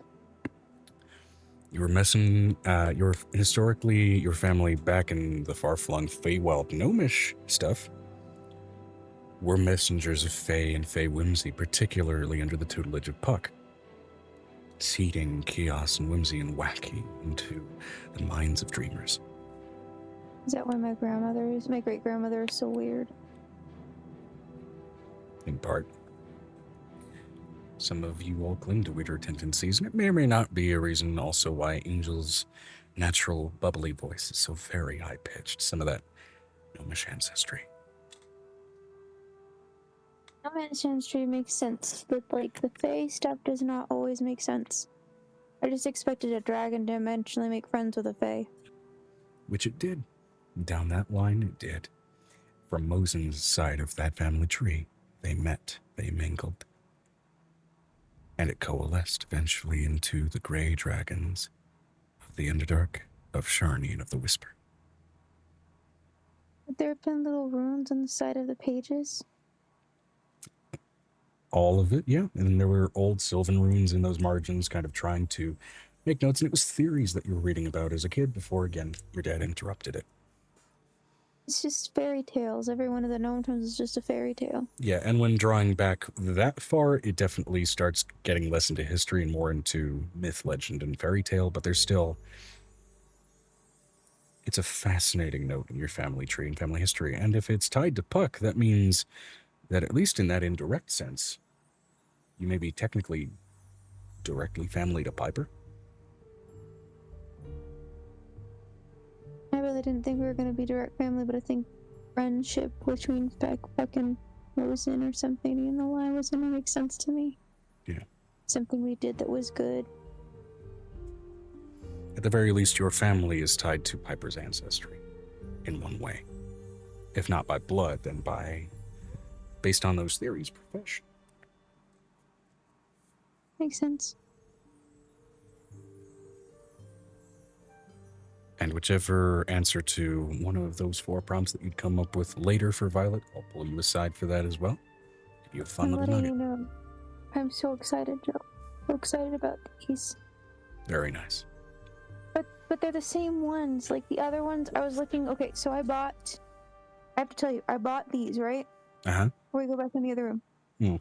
I bought these and I loved them, right? I had these little red ones and I have the blue ones that are exactly the same type. Well, they're perfect for the dice box. To fit multiple sets in the dice box. Nice. Notably in the Whisper Room, the cameras are not on the stream. It's just not set up for it. But those are very cool for me personally to have seen. No, but I'm trying to show you. So I know, the gold trim is fucking dope. No, but look at these are the same size as these. Yeah. So these are the ones I've had from like way back when I started like my first metal sets. Yeah. And this is from the same patterning. Awesome.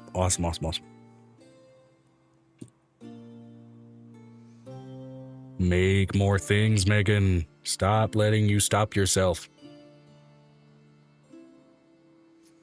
Make more things, finish more things, get projects finished so that you have more room to make more things. There's so many dice. So very cool. I may have given you a horrible, debilitating addiction. I've been looking for this style though. This specific one. Not any of the other ones. Have you bookmarked it? One that matches this one. I did. They're $30 a set. Totally worth it because they come with $30. That's not bad at all. They come with an enamel pen too. So it's like $15 plus the other thing, which is $30 isn't bad. Usually it's like $80, especially off like Etsy and shit. No. This is from Amazon. These are a blind box. Really? Wait, yes. blind box, which means they pack it with random shit? Yeah, so they put a pin in with it, every single one of them. Okay. Do you see the bonus in this? Look how tiny this thing is. Yeah. This one. And I was like, but I got a blue-green set. I got that light blue color. And I got a green one. But look how pretty and clean that is. And that's Very what cool. I was looking for, was those same sets. Because I was like, I just want the same font on all the dice. So they all look the same. I know I'm like 5 years old yelling at the screen, but it's like okay. telling me they're like, look at this one. This Those are all one's very cool. Now, Megan, above for it, I'm going to let you know. We got like maybe one more hour of play. We may not get through the full day. I thought we were just going to finish that day off because we were supposed to go to the next day afterwards. If that's how you want to roll it, sure. We'll see if the group has anything they want to do. If not, we'll just roll over the day. Brick is about to fall asleep, so you might want to finish Brick off. The phrasing, Megan. Jesus. Just saying. All right, let's pop back over. I hope you had fun with your reveal. Did you enjoy what you got revealed? I did. I thought that's what I thought was going to happen, considering it And makes let sense me for them to be actually able put to a do BRB in here real quick. Just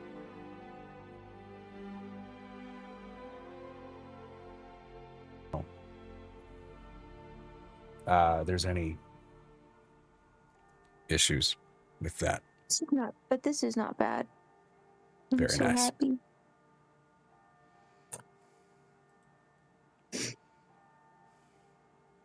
Let's pop over. I'm the Centaurs. man who's gonna burn your house down with the lemons. Okay. Oh, Joe. Yes.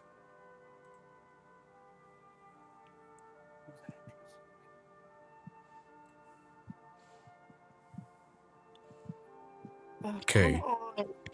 There you go. Hopefully everybody found their reveal to be interesting.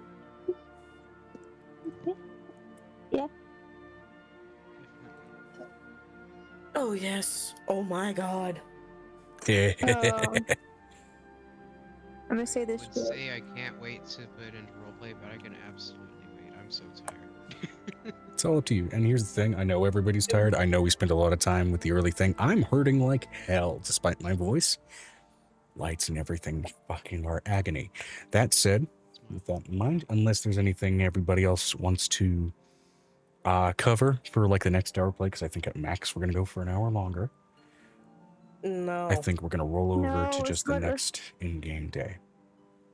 We're not the thing that has to happen in this day is literally the platinum dragon's supposed to show up for the kids in the evening. Yeah. So that they can ask their question of knowledge.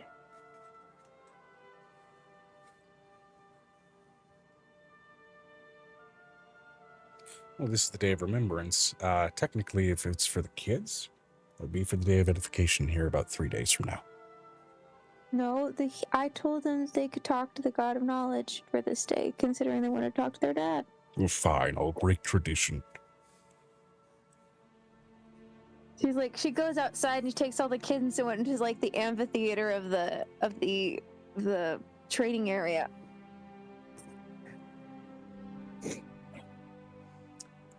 Oh, and by the way, once the VOD finishes, I'll try to give everybody time codes for their reveal.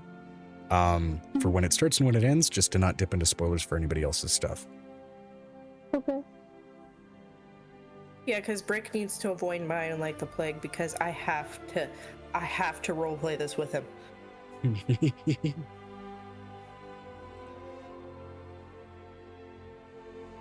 Ugh, I'm just happy that everybody's happy with the kind of tie-ins that they got with everybody else. So, Angel, you were gathering up your kids and your Vinestra kid. said, and I have stuff to discuss with Violet.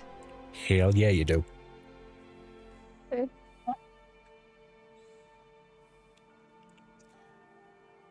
That said, it's largely just going to be the end off with the Volk thing showing up for the kids before we just roll over to the next in-game day and most likely end the session. So with that in mind, Brick, if you're really tired, if you're falling asleep, if you're feeling like you need to run off to bed, Go to bed. by all means do so. You're not going to miss out on anything specifically pertaining to Avery for now. I'll get you that time code once the VOD gets uploaded, okay? Sounds good. Fantastic, sleep. man. Rest well. Night, y'all. Right? I'm hurting like shit, but at the same time, I feel like regardless of... I'm feeling like the session's been going well today. I'm at least happy with Yeah. things that were talked about and reveals that have been made. Go to bed. Yes. Thank you. Go to bed. Go the fuck to sleep. Before you. Read what you want to read. Believe what you want to believe. But go to bed. Vinestra said, it has Joe am excited for that thing I also mentioned. Yeah.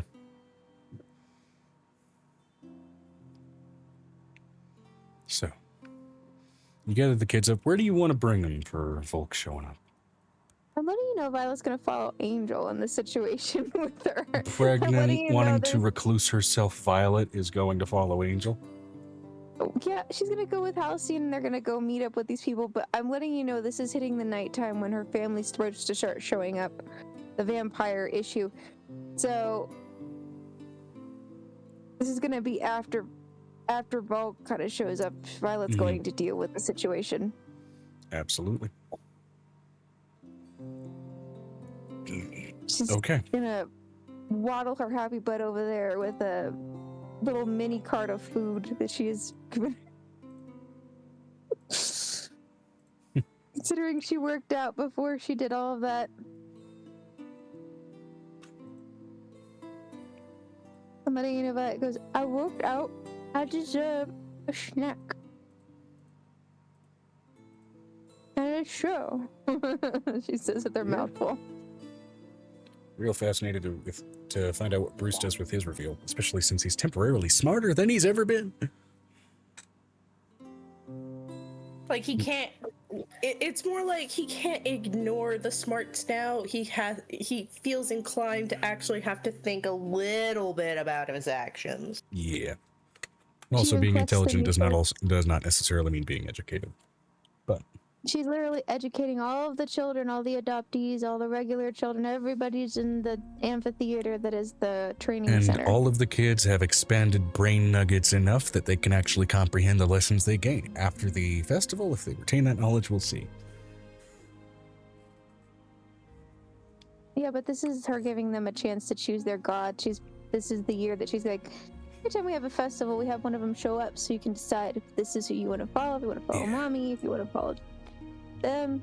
They usually end up following their mom, but this is one of those moments of, this is kind of cool, and Gabrielle gets to show off a little bit about her dad. So where do you gather the kids for the meeting with Folk? I just said it like 3 times, Joe. I apologize, brain spiking with pain and forgetting the last fucking minute of shit I said. I take them to the training area where there looks like an amphitheater. Okay, cool. It's big enough to fit all 300 of them, considering it fits at least 85,000 when it's wanted to be worked on. Angel's offspring, what is your profession? How? There's 300 of them anyway. Sorry, wanted to make the joke. 300 now. That's over again next month. 300 spot and stood against an army of anyway. Okay. As they all gather Everybody better have your question ready that you want to know. Now you are trying to summon the presence or at least an avatar of a god outside of Merkest. So you gotta roll it. I gotta roll it? Yeah, you gotta roll it. I already rolled it for the day, Joe, but okay, I'll re-roll it just for Blah, you. blah, blah, blah. I rolled low enough at the beginning of the session. Does a 1 get me anything? That'll get you. There we go. All right.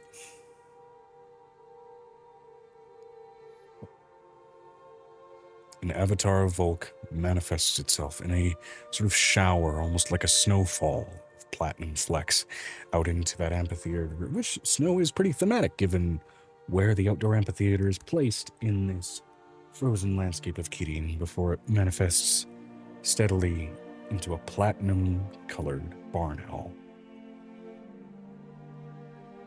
settling itself gently into a platinum-robed old man, not wanting to fully fill the space with his incredible draconic presence, though it is still felt in the weight of it around the area. This is the only part of the area that can be opened up so he can actually extend his legs a little bit.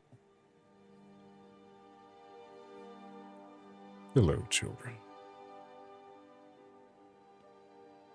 This is like a chorus of wow. Looking around, Nestra and Violet in particular instinctively feel the presence and the immense sort of divine pressure of a dragon beyond both of your immediate reach, beyond both of your immediate capability, beyond both of your immediate presence, almost pressing against you like a rushing wall, before he stretches himself out gently into what appears to be this massive, learned, brilliant platinum imperial-style dragon, holding forth a pearl of knowledge in his clutched grip.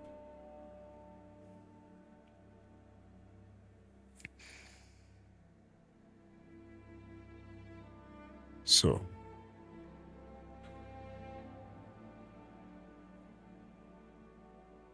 each of you are Gabrielle, looking to choose a divine. Gabrielle, do you want to introduce your dad?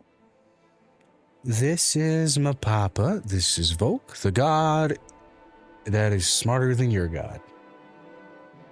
And letting you know that dragon, the baby dragon that's literally made out of knowledge inside of a thing is.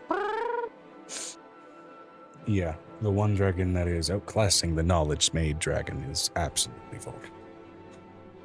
No, but it's literally his child. It's like literally made out of paper. And yeah, that absolutely screamed, my dad's stronger than your dad. Real quick, since I have to wait to do my thing with Avery, is it alright if I go ahead and go? Because I'm tired and brain hurt. Go to bed. All good at midnight. Midnight 07. Yes, good night. Good night.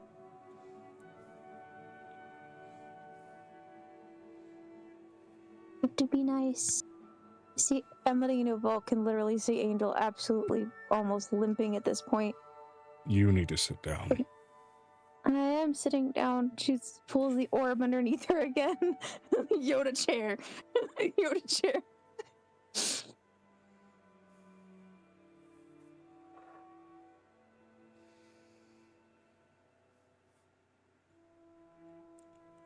This festival has granted all of you a taste of the expansion of mind that I can grant you given a pledge unto me. Even excluding those that originally spawned you and those forefathers, you may still choose to follow me in pursuit of knowledge, for good, bad, and otherwise. Knowledge for its purpose, and knowledge for its use. She looks at her very angry little cobalt soul baby. Changeling. You want to talk? I am with my thoughts. With my thoughts. Little do you know, this kid's just trying to think at the dragon and hoping it can hear him. It's a girl. She gets her down. It can hear her, You should excuse say, me. Hi. He says floating up in the Yoda chair, a little like pushing her down. Hello. Hello. I'm sorry, it is very weird to like push Grandiose, one of the big three dragon gods, into like, I'm here as a casual teacher presenting my university. It's not university. This is basically their choice to get followers, period. I know. It's like, it's a weird headspace because I'm like usually greater than comprehensible presence. Like, oh fuck, it's a god, and it's not like, yeah, and here's tangible. I'm just trying to get you to campaign trail god mode, and it's weird. This is not the Mormon situation. Have you heard of our Lord and Savior Bahamut? This is not that situation.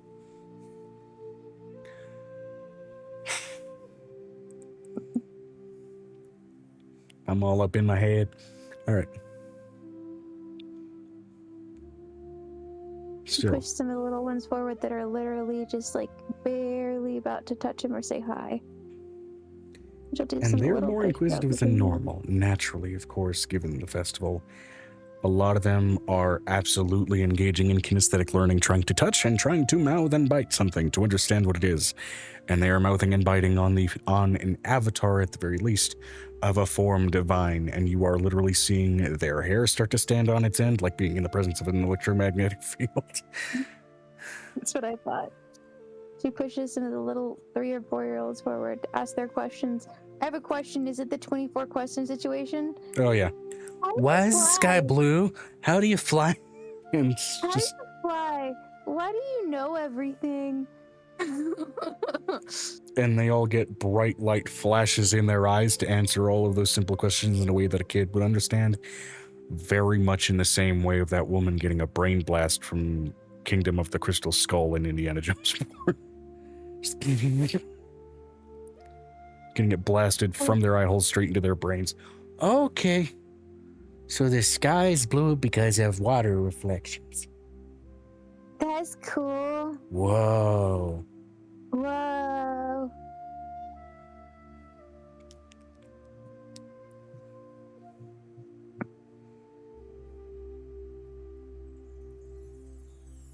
She pushes. I'm letting you know that Charlotte has made him a little stuffed animal that looks exactly like him. Yeah, it is absolutely a spider silk woven dragon stuffy. It's very adorable. She holds it up to him. It's for you. It floats off to him, settles itself like on one of his massive shoulders, like a little tiny, like putting a Lego figure on your arm. It's that kind of size difference. And she just like stands proudly in her spider form, arms behind her back, chest puffed out, fucking proud of herself. I did it. Every time I see one, I have to hand them their stuffed animals. That's one of the things she does is make stuffed animals. It's made of spider silk, stuffed with spider silk, different textures, different thicknesses. She looks at her daughter and she pets her head. You did a And good she just job. goes, "Ee." With big spider mandible face smile. It's weird. She looks over at some of the older kids. You can ask your questions. Some of them consciously having the wherewithal to actually think forth their questions and expect a silent answer, with some of them, especially the older kids, having tougher questions to ask. Some of them satisfied with their answer with bright smiles, some with soft smiles, some with tears in their eyes.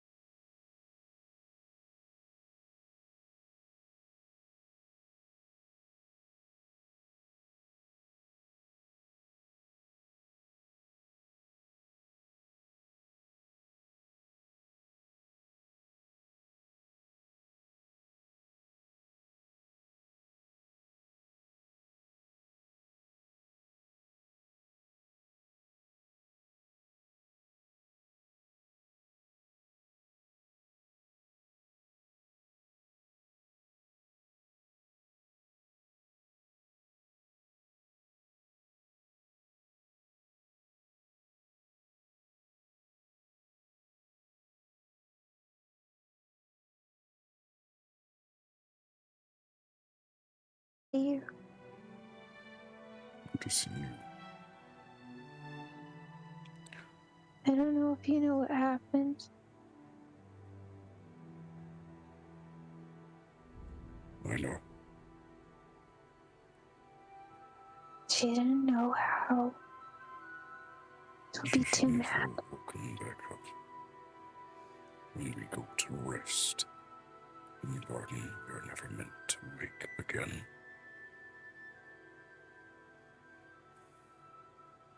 I'll be fine.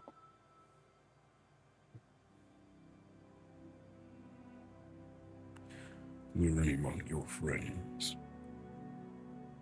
would like to ask a question of me before I leave? Minister, would you like to ask a question? The great God of Bulk? Half the kids can't decide if who their godparent is going to be after this.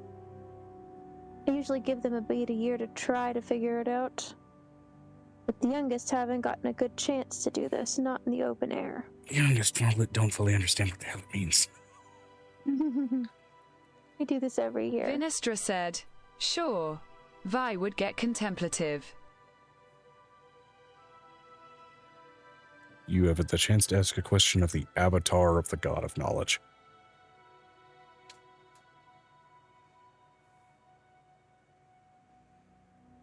As it's an avatar, you can fight. It's not recommended. I'm letting you know, I know that Volk's kids are coming, a couple of Volk's kids are coming next, which is going to be fun. Many of them have already asked their questions. I know, but as far as births, Oh, that's what you mean. Yeah.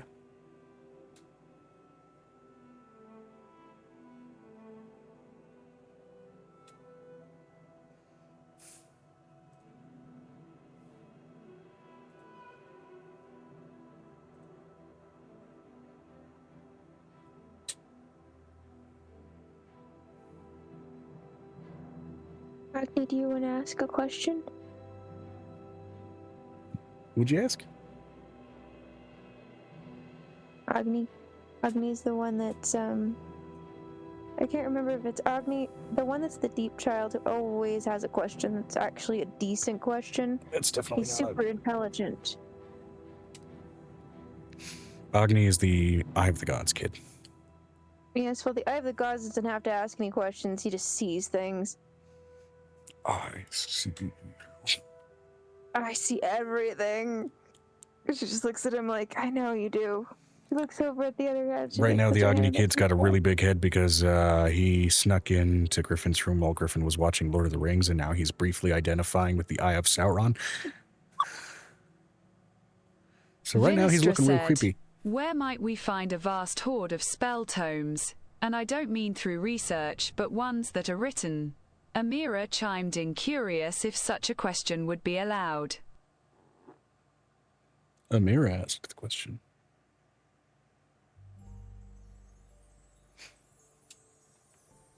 You seek an expanse of the knowledge arcane.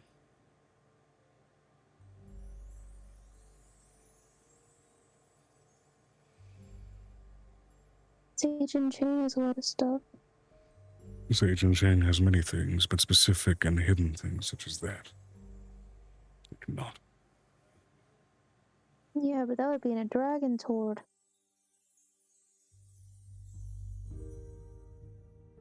It's muted. It's his dad. Hold on.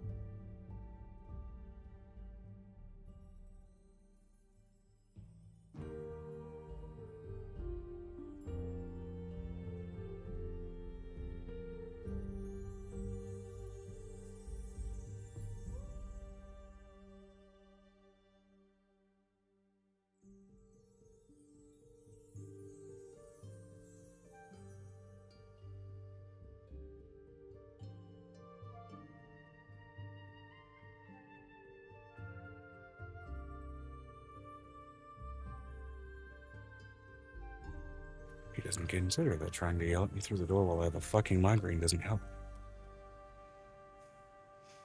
Vinestra said, welcome back, Joe. Hope everything is okay. It's fine. We're good. Out of character, Mainly just asking as a potential side quest Absolutely. location and plothook. Absolutely. Be a dragon's horde. Which measure of magic are you keen on pursuing? Which facet of the untapped arcane?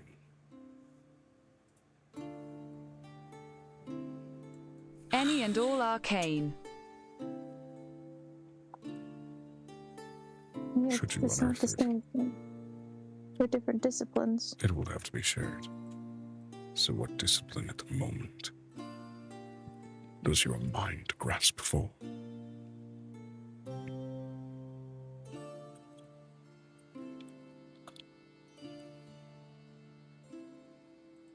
By discipline, what do we mean?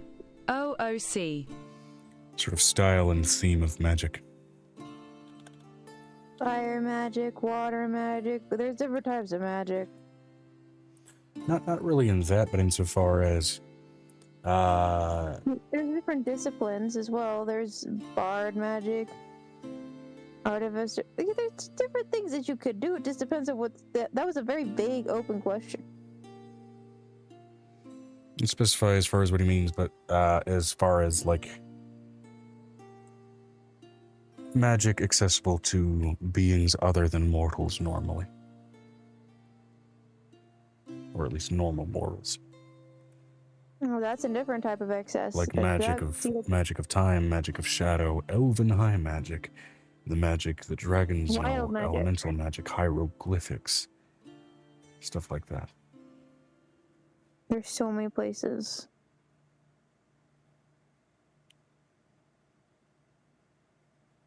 There's also the divine, which you can find in Marquess sometimes.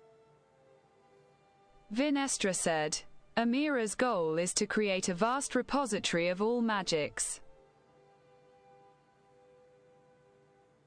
Ooh, that one might be a question. She might have to make copies of books. Right. Like that avatar owl. Mhm. And his implication at the moment is you may ask for one particular variety at the moment.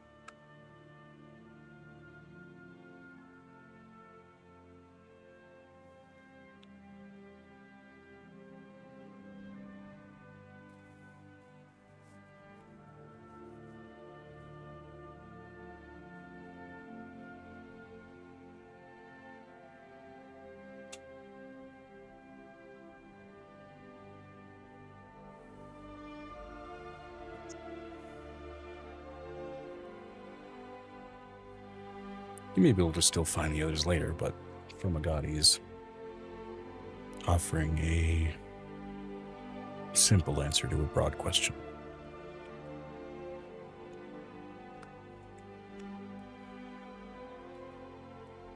It is what he would ask. Okay, might need a list of options of what we have in the campaign, as Amira would know me the player I don't.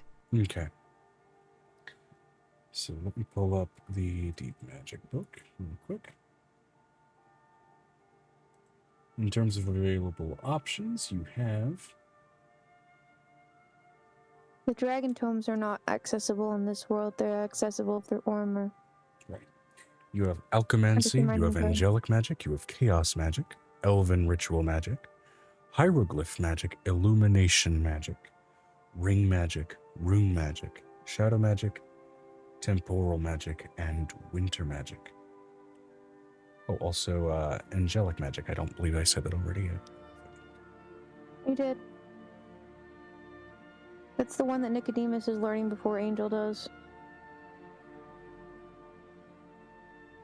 It's frustrating for Angel.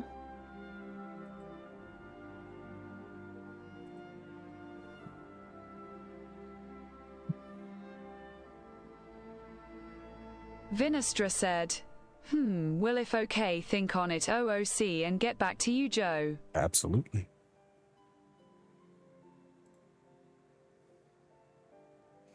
You think forth your answer to Volk and receive an answer in kind mentally.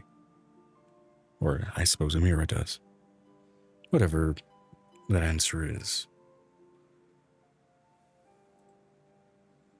You'll learn where likely a tome containing that information may reside. just have a question. Sure.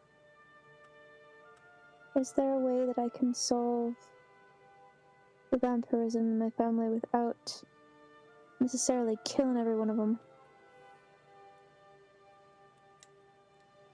They've already died once. Vampirism is by its nature undeath. There are few cures for such afflictions. But one route is overpowering life.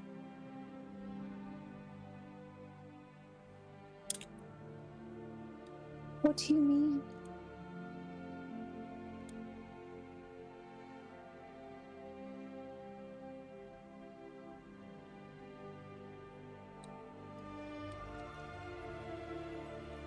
Vampires feed on the lifeblood of others to continue their existence.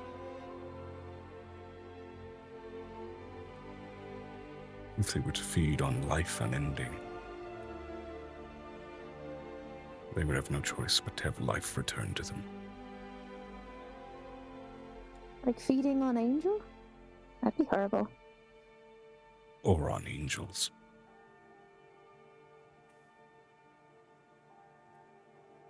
That would be awful.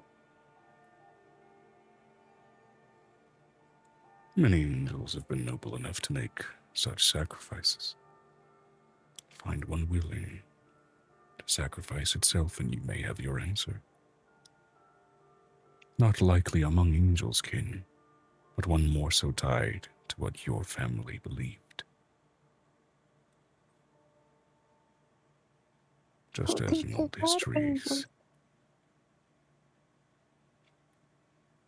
If known. But did your family worship Fae alone? Not alone, but I'm not quite sure what they worshipped. Peruse your family history and you may yet find your answer. Oh, fine, I'll go and ask one of them.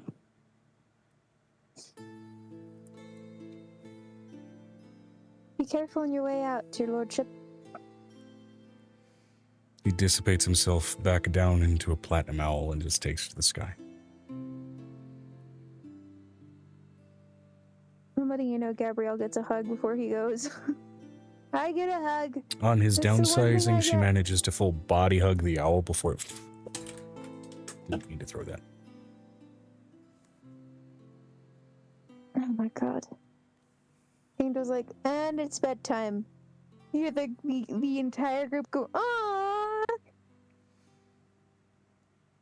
As midday has transitioned into late night. Go to bed. You hear the, I don't want to go to bed. Oh yeah, a great many kids, especially after their brains have been expanded, their imaginations are running rampant. The want to go to bed even among the older ones is not a strong desire. She looks over at Griffin. Can we put on Lord of the Rings episode 1 and be okay with it? You mean movie 1, not episode 1? What are you talking about? When it is the one with the Fellowship of the Ring. Yeah, sure. We'll do that. Maybe not. You know what? Maybe not the Fellowship of the Ring. Let's go with The Hobbit. The Hobbit can deal. Live action or animated? Animated for the kids, and then when the kids go to bed, Which one? we put the live action one on. There's 2 animated Hobbits. The one with music in it. They both have music in them. The better one. Where Gollum looks like a decrepit old crone. Okay.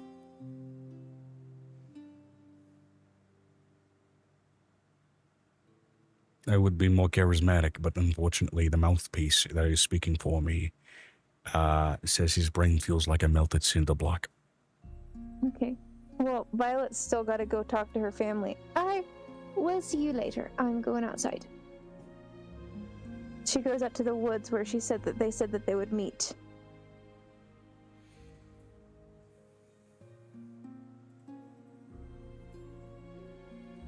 All right. Oh, and she brings, I'm gonna let you know, she goes and brings the vampire. That's the really, really old guy.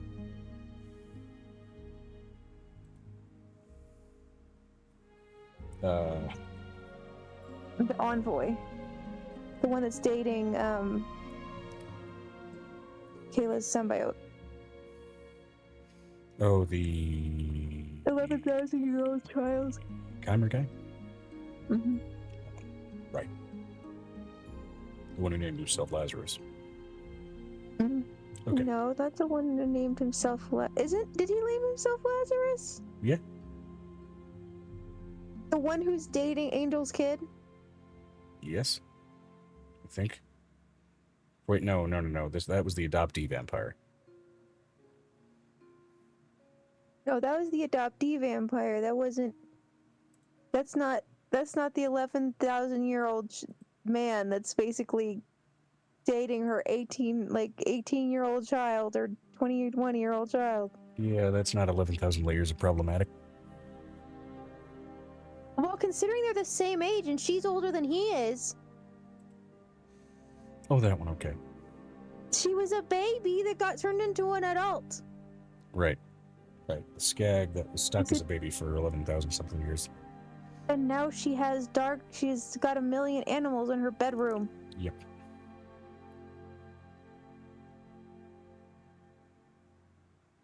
She's bringing the vampire with her so she can know where these people are.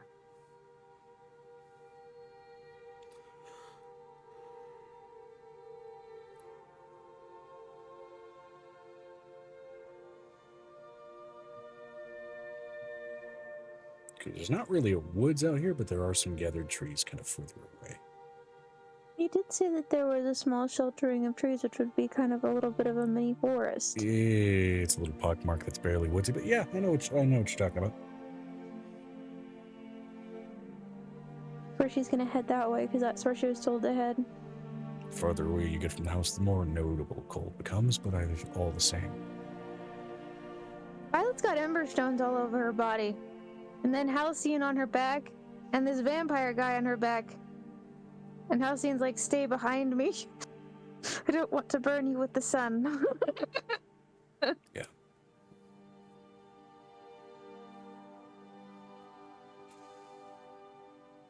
Walking out there, eventually you gather up with your family. How many come? Because you said there would be at least 8 to 10 show up. Yeah. 8 to 10 do gather up. The specifics and the character details right now are a little bit escaping me, so be patient with me if you can. Can't help the migraine I'm dealing with. Take your time.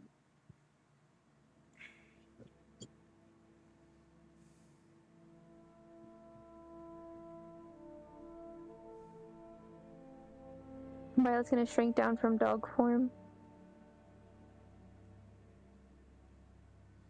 As she does so, Halcyon just stands there, kind of perfectly wrapping his body around yours, very much shielding you from the cold, even though you're cold resistant. It's just natural instinct for him at this point. I'm alright. I'm warm. I brought the ember stones to sit on my core. Right, don't care, still gonna hold you. They're cute. But I need some space. She got hold his hand.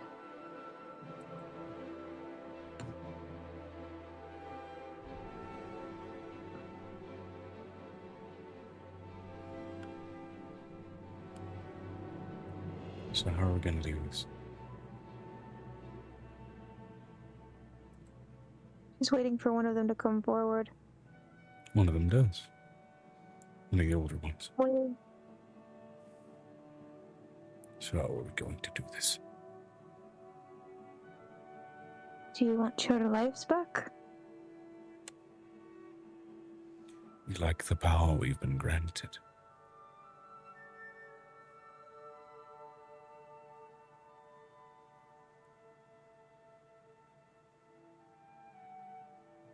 That's rather small-minded of you. Sure, it may be. Power is still something many of us would be hesitant to release. Family line has more power than what you're using right now.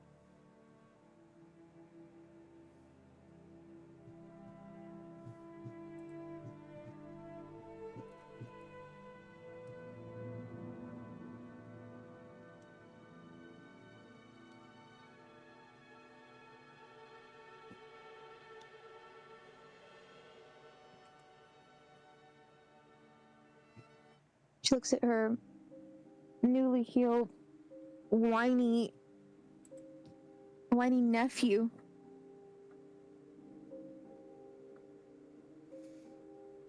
About to meet Honestly, Volk. I'd rather not deal with the kind of power that involves me having to eat people to keep it, so... Just saying. Does he make that point? He does. It may shock you, but I don't like being hungry all the time. Healed you. You look a lot better. I try. She looks over at these guys. Are you really that small-minded? Pretty much everyone except for the old man that had initially addressed you says no.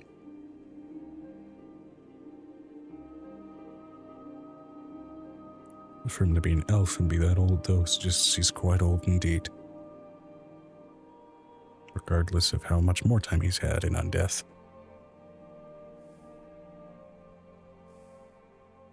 I don't know anything about my granddad.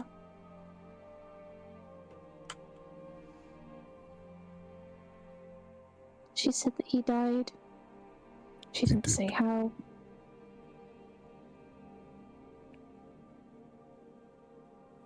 Given that I am his brother, I'll let you guess. You ate him. I did. You have no remorse.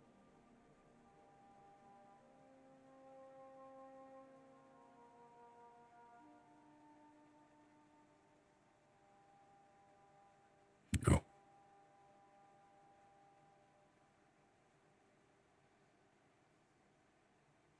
Hearing that, what do the other vampires behind him do, considering they're hearing that? Many of them have naturally kind of shifted away from him even before this sort of discussion has happened. There's still give me an insight check as far as the way they're looking at him at this I have a point. question. Is this the one that originally turned my aunt? Best you can tell, yes. With a 19 for insight. Plus 5 for insight. There is a dubious look to their gaze, shifting in uncomfortability. Now, one thing that he was honest about when he initially met you was that his maker, him and the rest of them apparently ate. Making him the leader of this small contingent of what you might as well call a coven. She pulls out something that she's never used before. It's a regurgitant that will basically make even the strongest magical creature regurgitate years and years of blood. Or whatever that they had before. Their system. Okay, when did I get that for you?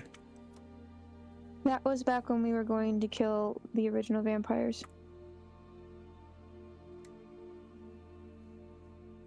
Back in the Abyss, right? Mm-hmm. Right, okay.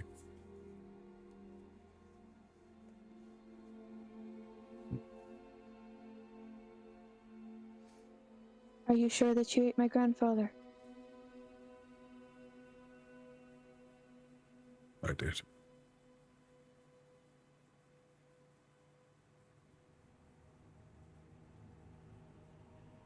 Now that is all I needed to know. Sucked out every ounce of blood that pumped from his heart. Every gram of marrow in his bones. I have a question.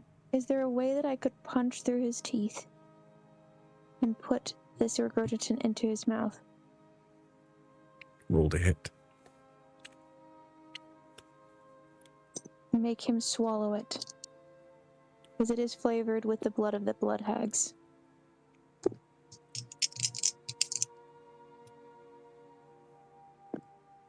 Oh, Violet. A natural 20 DM. Yeah, that'll hit.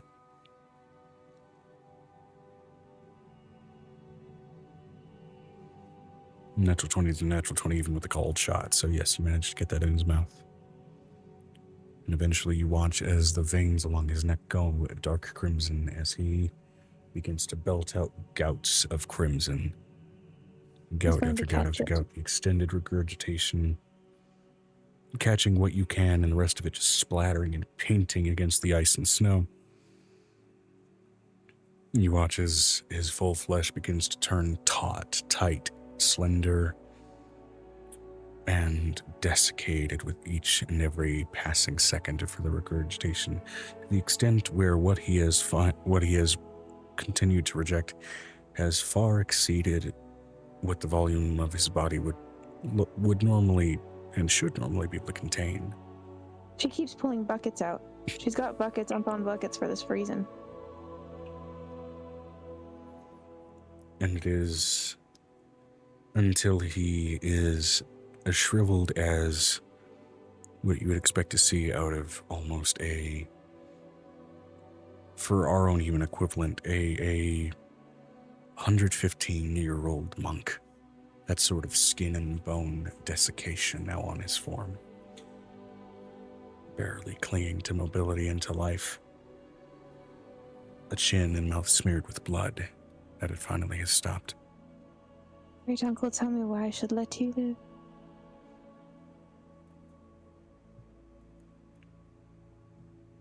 After you've done this to our family. She looks at the others.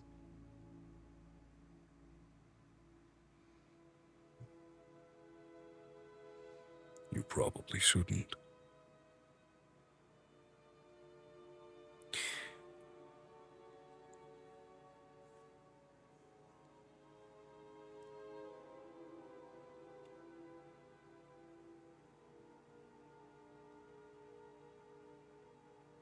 She looks at them as he redeeming. Some of them look pained in their gazes as they look down and away from him, like victims of abuse. Others with sort of a sorrowful nostalgia and hatred for what they are looking at, as if they're looking at something that was corrupted. And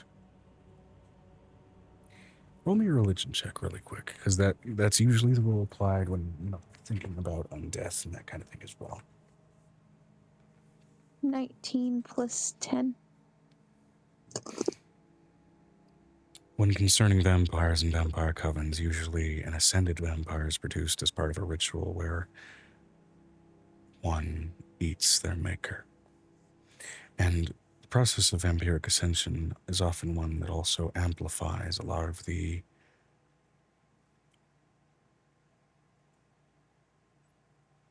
worst traits of the person who's ascended into something twisted and something befitting of the predatory role they now embody.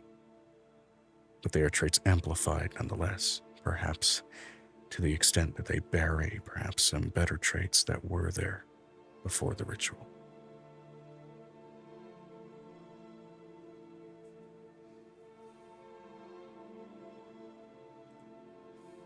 You show no remorse.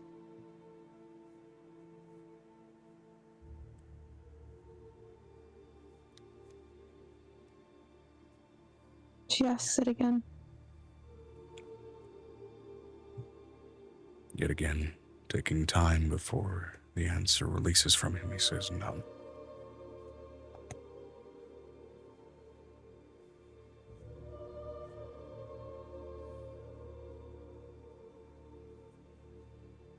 Need you to move at least 20 feet back. She looks back at her other family members. While he glares at them, he has had so much blood drained from him that his presence has been significantly diminished, and they do step back in kind. Elsian, go ahead. Go ahead with what? I need you to decapitate him with the sun. I never want to see him again. Decapitation. I will burn him afterwards. Too visceral for someone so pathetic, and you are pregnant. Vengeance is bad for a developing babe, but he walks forth, pulls his symbol of Arlean from his neck, presses it against this rigid vampire's sternum, and he is quickly emblazoned and blasted with sunfire before there is naught left of him but ash.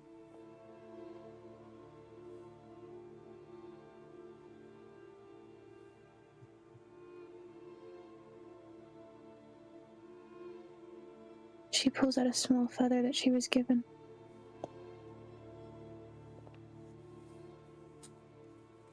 Because I do not know who will come out of this when it is reborn.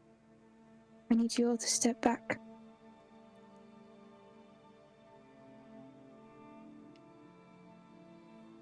They've all already stepped back from what Halcyon just did, so. She takes out almost a large enough barrel to put what would have been the entirety of the blood of the, what was that big creature that we've had was way bigger than Violet?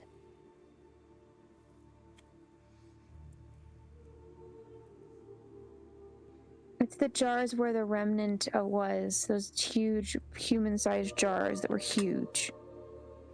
The tanks of the malice and the agony, that shit.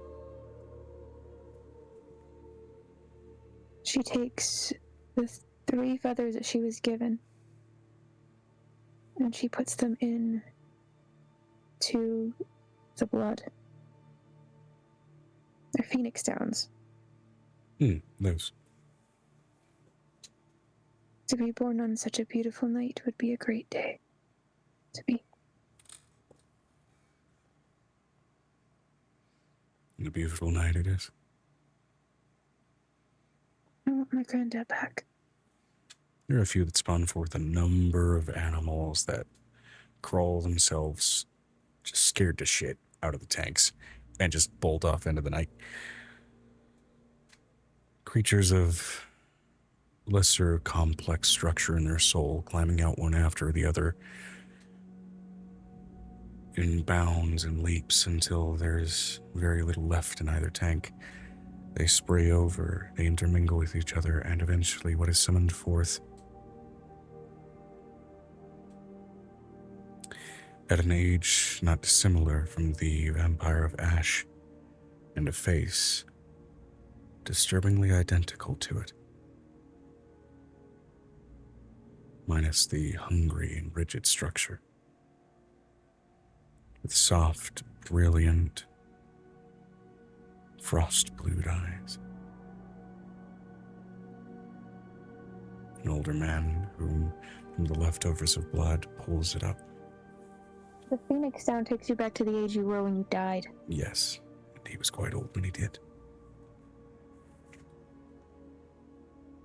As was this old man. So he'd be almost the same age as her grandma. Yep. Elves take a long-ass time to age. They stay in their prime for a long time, which also means they'll stay at certain stages of age for a long fucking time, too.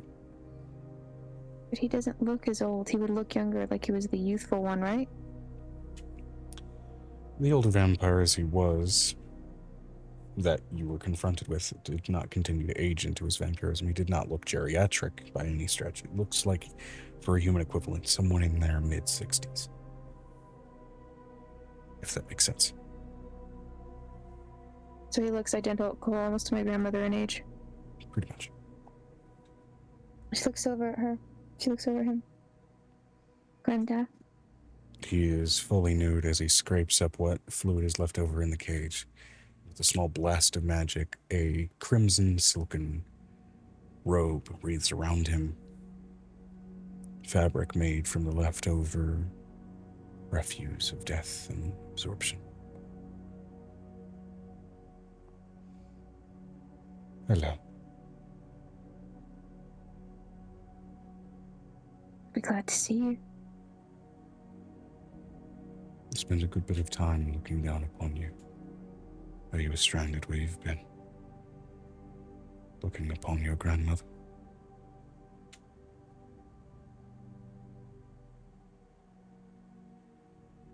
She'll be Looks like happy we to see can. me, I'm sure.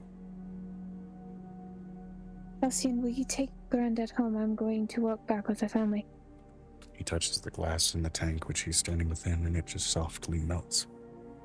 As he steps through, a grace to his step even on the soft snow that is unexpected.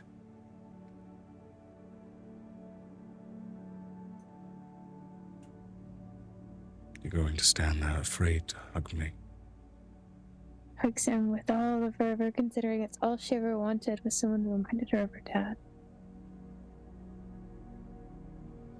Your father's been watching you for a good long time as well. Yeah, I know. I'm not ready to face him yet. At least they're happy. He may not be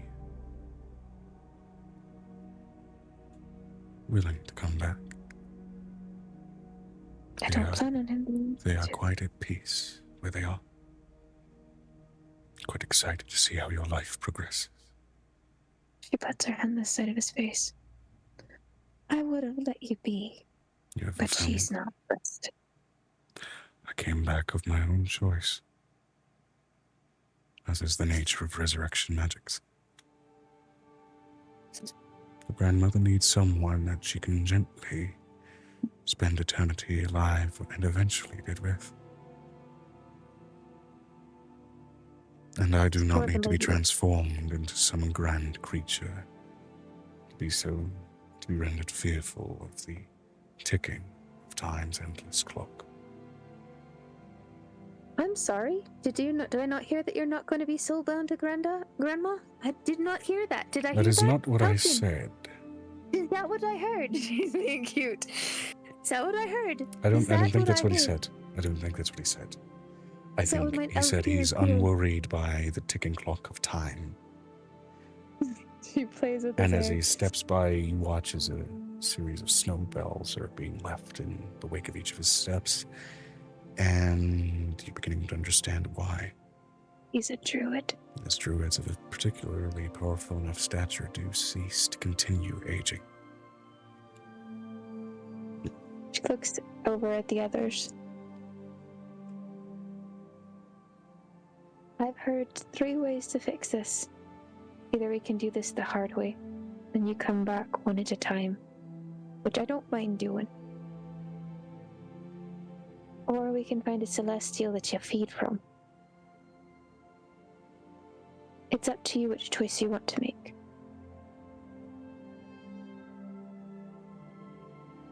Many of them not really keen on the first time they died, or certainly not keen on doing it again and finding that is their means of cure. It only happens for a second, but I can understand it. Coming from somebody who exploded, I get it.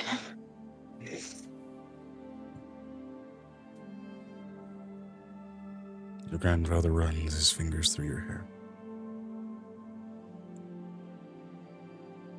I'm going to go see your grandmother. You better. Only after I plant some fresh flowers on some graves. That would be good. Walks over to that cavern where those graves have been set, growing just a small patch bush field of snowbells all around and over the stones, overgrown with them. Frost lichen intermingled with it. You are allowed to come in the house. Should you not feed on anyone, I will bring you things to feed on. She actually starts peeling apart the blood hag, considering that she found out there were vampires for her family members. Yeah. Just in case of this. This is what the blood hag was for. That's why she hunted 3 to 4 of them. This will keep you fed. She pulls out a finger each. And they all happily and carefully, of course, take it in kind and in stride. That way you can be around people and not feed. But keep the blood thing inside the jar in case you're not going to eat on it. It'll Yeah. fill the jar if you only want to eat from the jar.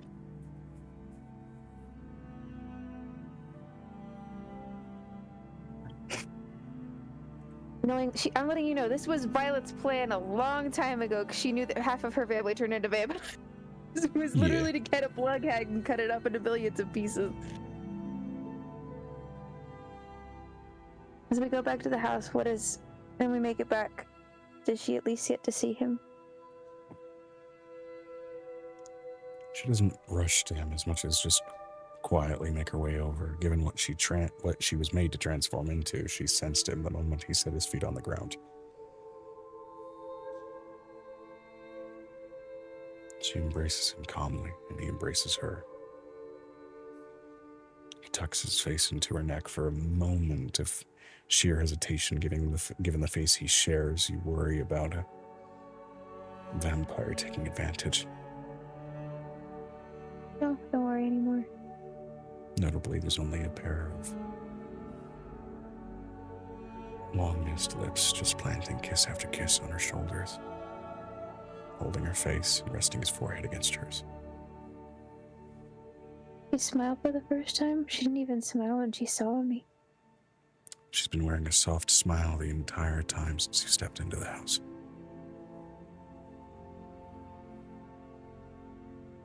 Wow. That's what I wanted. Okay, come on, Lazarus, let's go. Understood. She looks at all of these, the small child. Lazarus was the adoptive angel, not the 11,000 that you brought along. I'm not talking about the 11,000 Truggy. I'm talking about her nephew. She's calling him Lazarus for 2 minutes. It's a joke. Come on, Lazarus, let's go. My name's not Lazarus. That's the other vampire guy that cured things. I know. Doesn't mean I can't say that you came back from the dead, not of your own volition. Nobody asked Lazarus if he wanted to come back. No, I think if that story had any common side effects with how magic works nowadays, I mean, soul has to be willing to come back for it to come back anyway, right? That's right. You're going to be going to school with Angel's kids starting tomorrow. So you better get some sleep. Actually, you got your week off because technically there's a festival. She starts playing with his hair. Yep, technically there's a festival. Then you get to pick your school classes. Yeah, You're going to learn all the magic. Go say that again. Have to eat an angel first. No, the nephew's already come back to life. Oh, that one. Yep. You start school on the first of the week. Technically, I already got through school. Oh, you did? I ate a lot of scholars.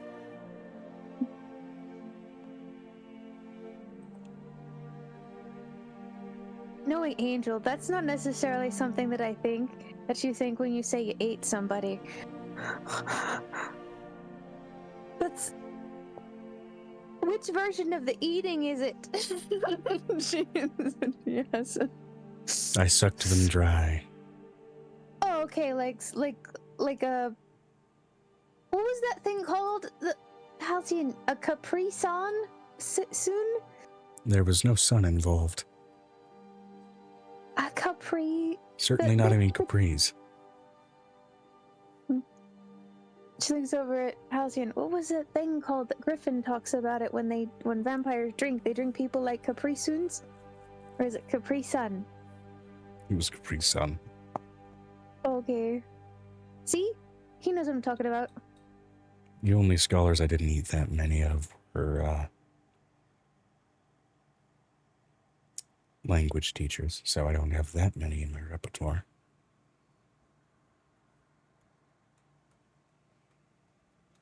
Well, then that's where we can start. I still have more than the average bear. I eat a few of those too. I don't need to know what you ate for breakfast, nephew.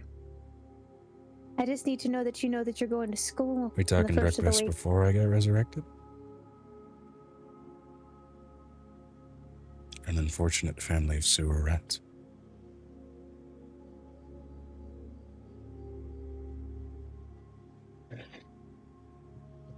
And before I cry, let's get inside. She pulls this little boy inside. She looks at her rest of her family inside, but you only stay on the floors on the bottom floor in the dungeons for a little while, okay? And they venture in without protest. Okay. Down the bed will still be met with a great many. But going inside, not so much. They literally have food for days. Their fingers don't stop bleeding. Yeah. I just gave them the Capri Sun that never ends. This is like I give them a never-ending gobstopper. They're fine. That I think we've reached a point where it's reasonable probably to end the let's session. end. Yeah. What do we want to name the session? Capri Soon. Too small a moment to be considered thematic, I would say. It's still funny. It is.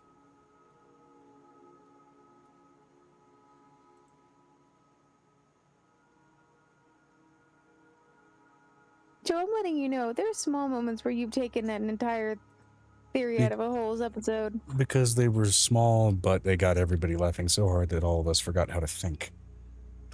Yes, but we're too tired and in pain to think for us to be able to think. How about,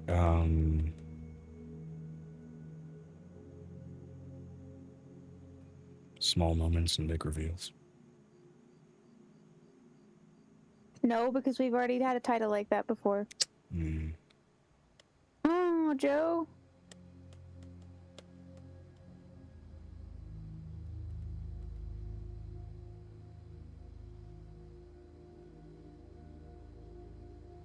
Big brain moment.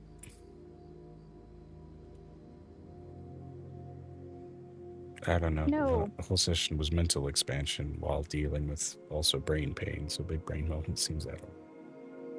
No. No.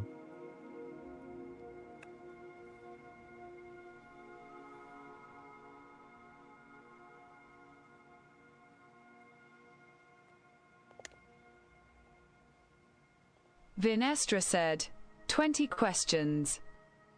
I like that. Okay. Works.